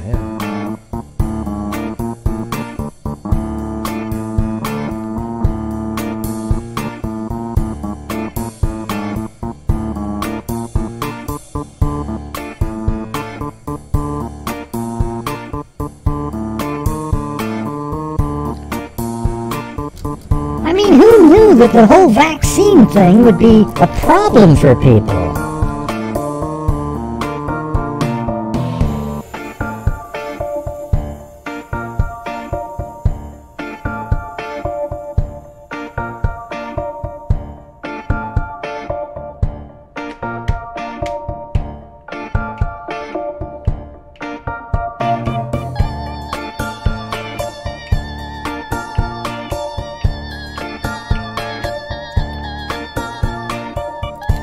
I don't know, Darlene. I don't think any responsible doctor would say that to anybody. That's ridiculous.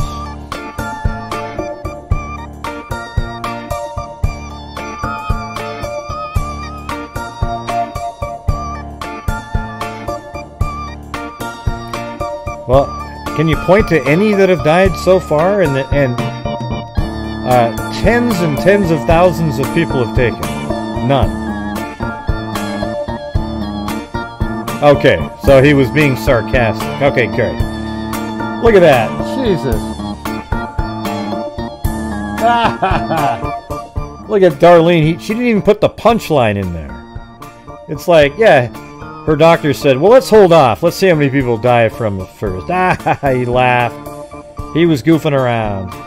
That part matters. That part matters. Bum, bum, bum, bum.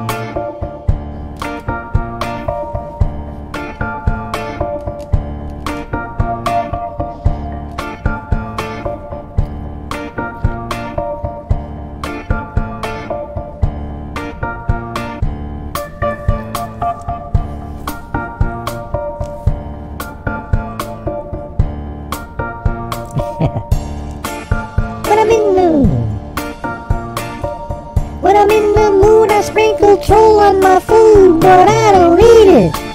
I chew it up and spit it out and repeat it. It's not a treat. Troll is beat. Just one of the ways that I defeat it. Staying in my groove. When there's a troll on the move, just takes a second to remove. 'Cause every time I conclude, the troll is gonna lose. Nice try, lizard eye, I see you creeping on the sly. Why you think you're so fly when you're just a whiny cry? Battle me, you're gonna fry. Gonna send you out to mummify. Time to say bye, bye-bye.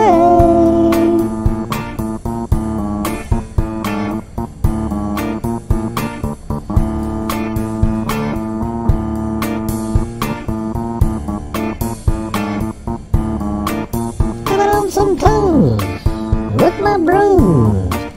Got punched in the nose and the toes and the...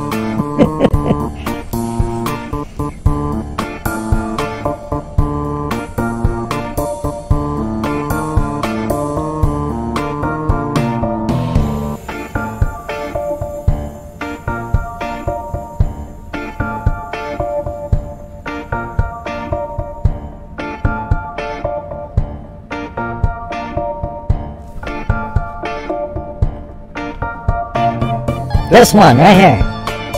Give me a fortnight and I'll break this bloke by Didas babbling. Give me a fortnight and I'll break this bloke by Didas babbling. Give me a fortnight and I'll break this bloke by Didas babbling. Give me a fortnight and I'll break this bloke by Didas babbling. Give me a fortnight and I'll break this bloke by Didas babbling. Give me a fortnight and I'll break this bloke by devious babbling. Yeah, I like that one.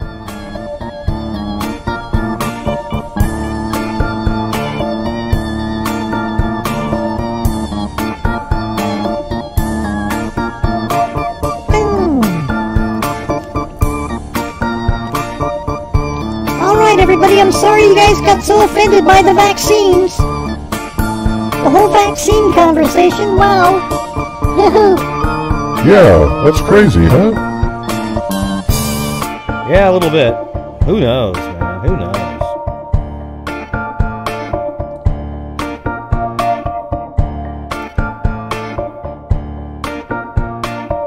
All right, everybody, be safe out there.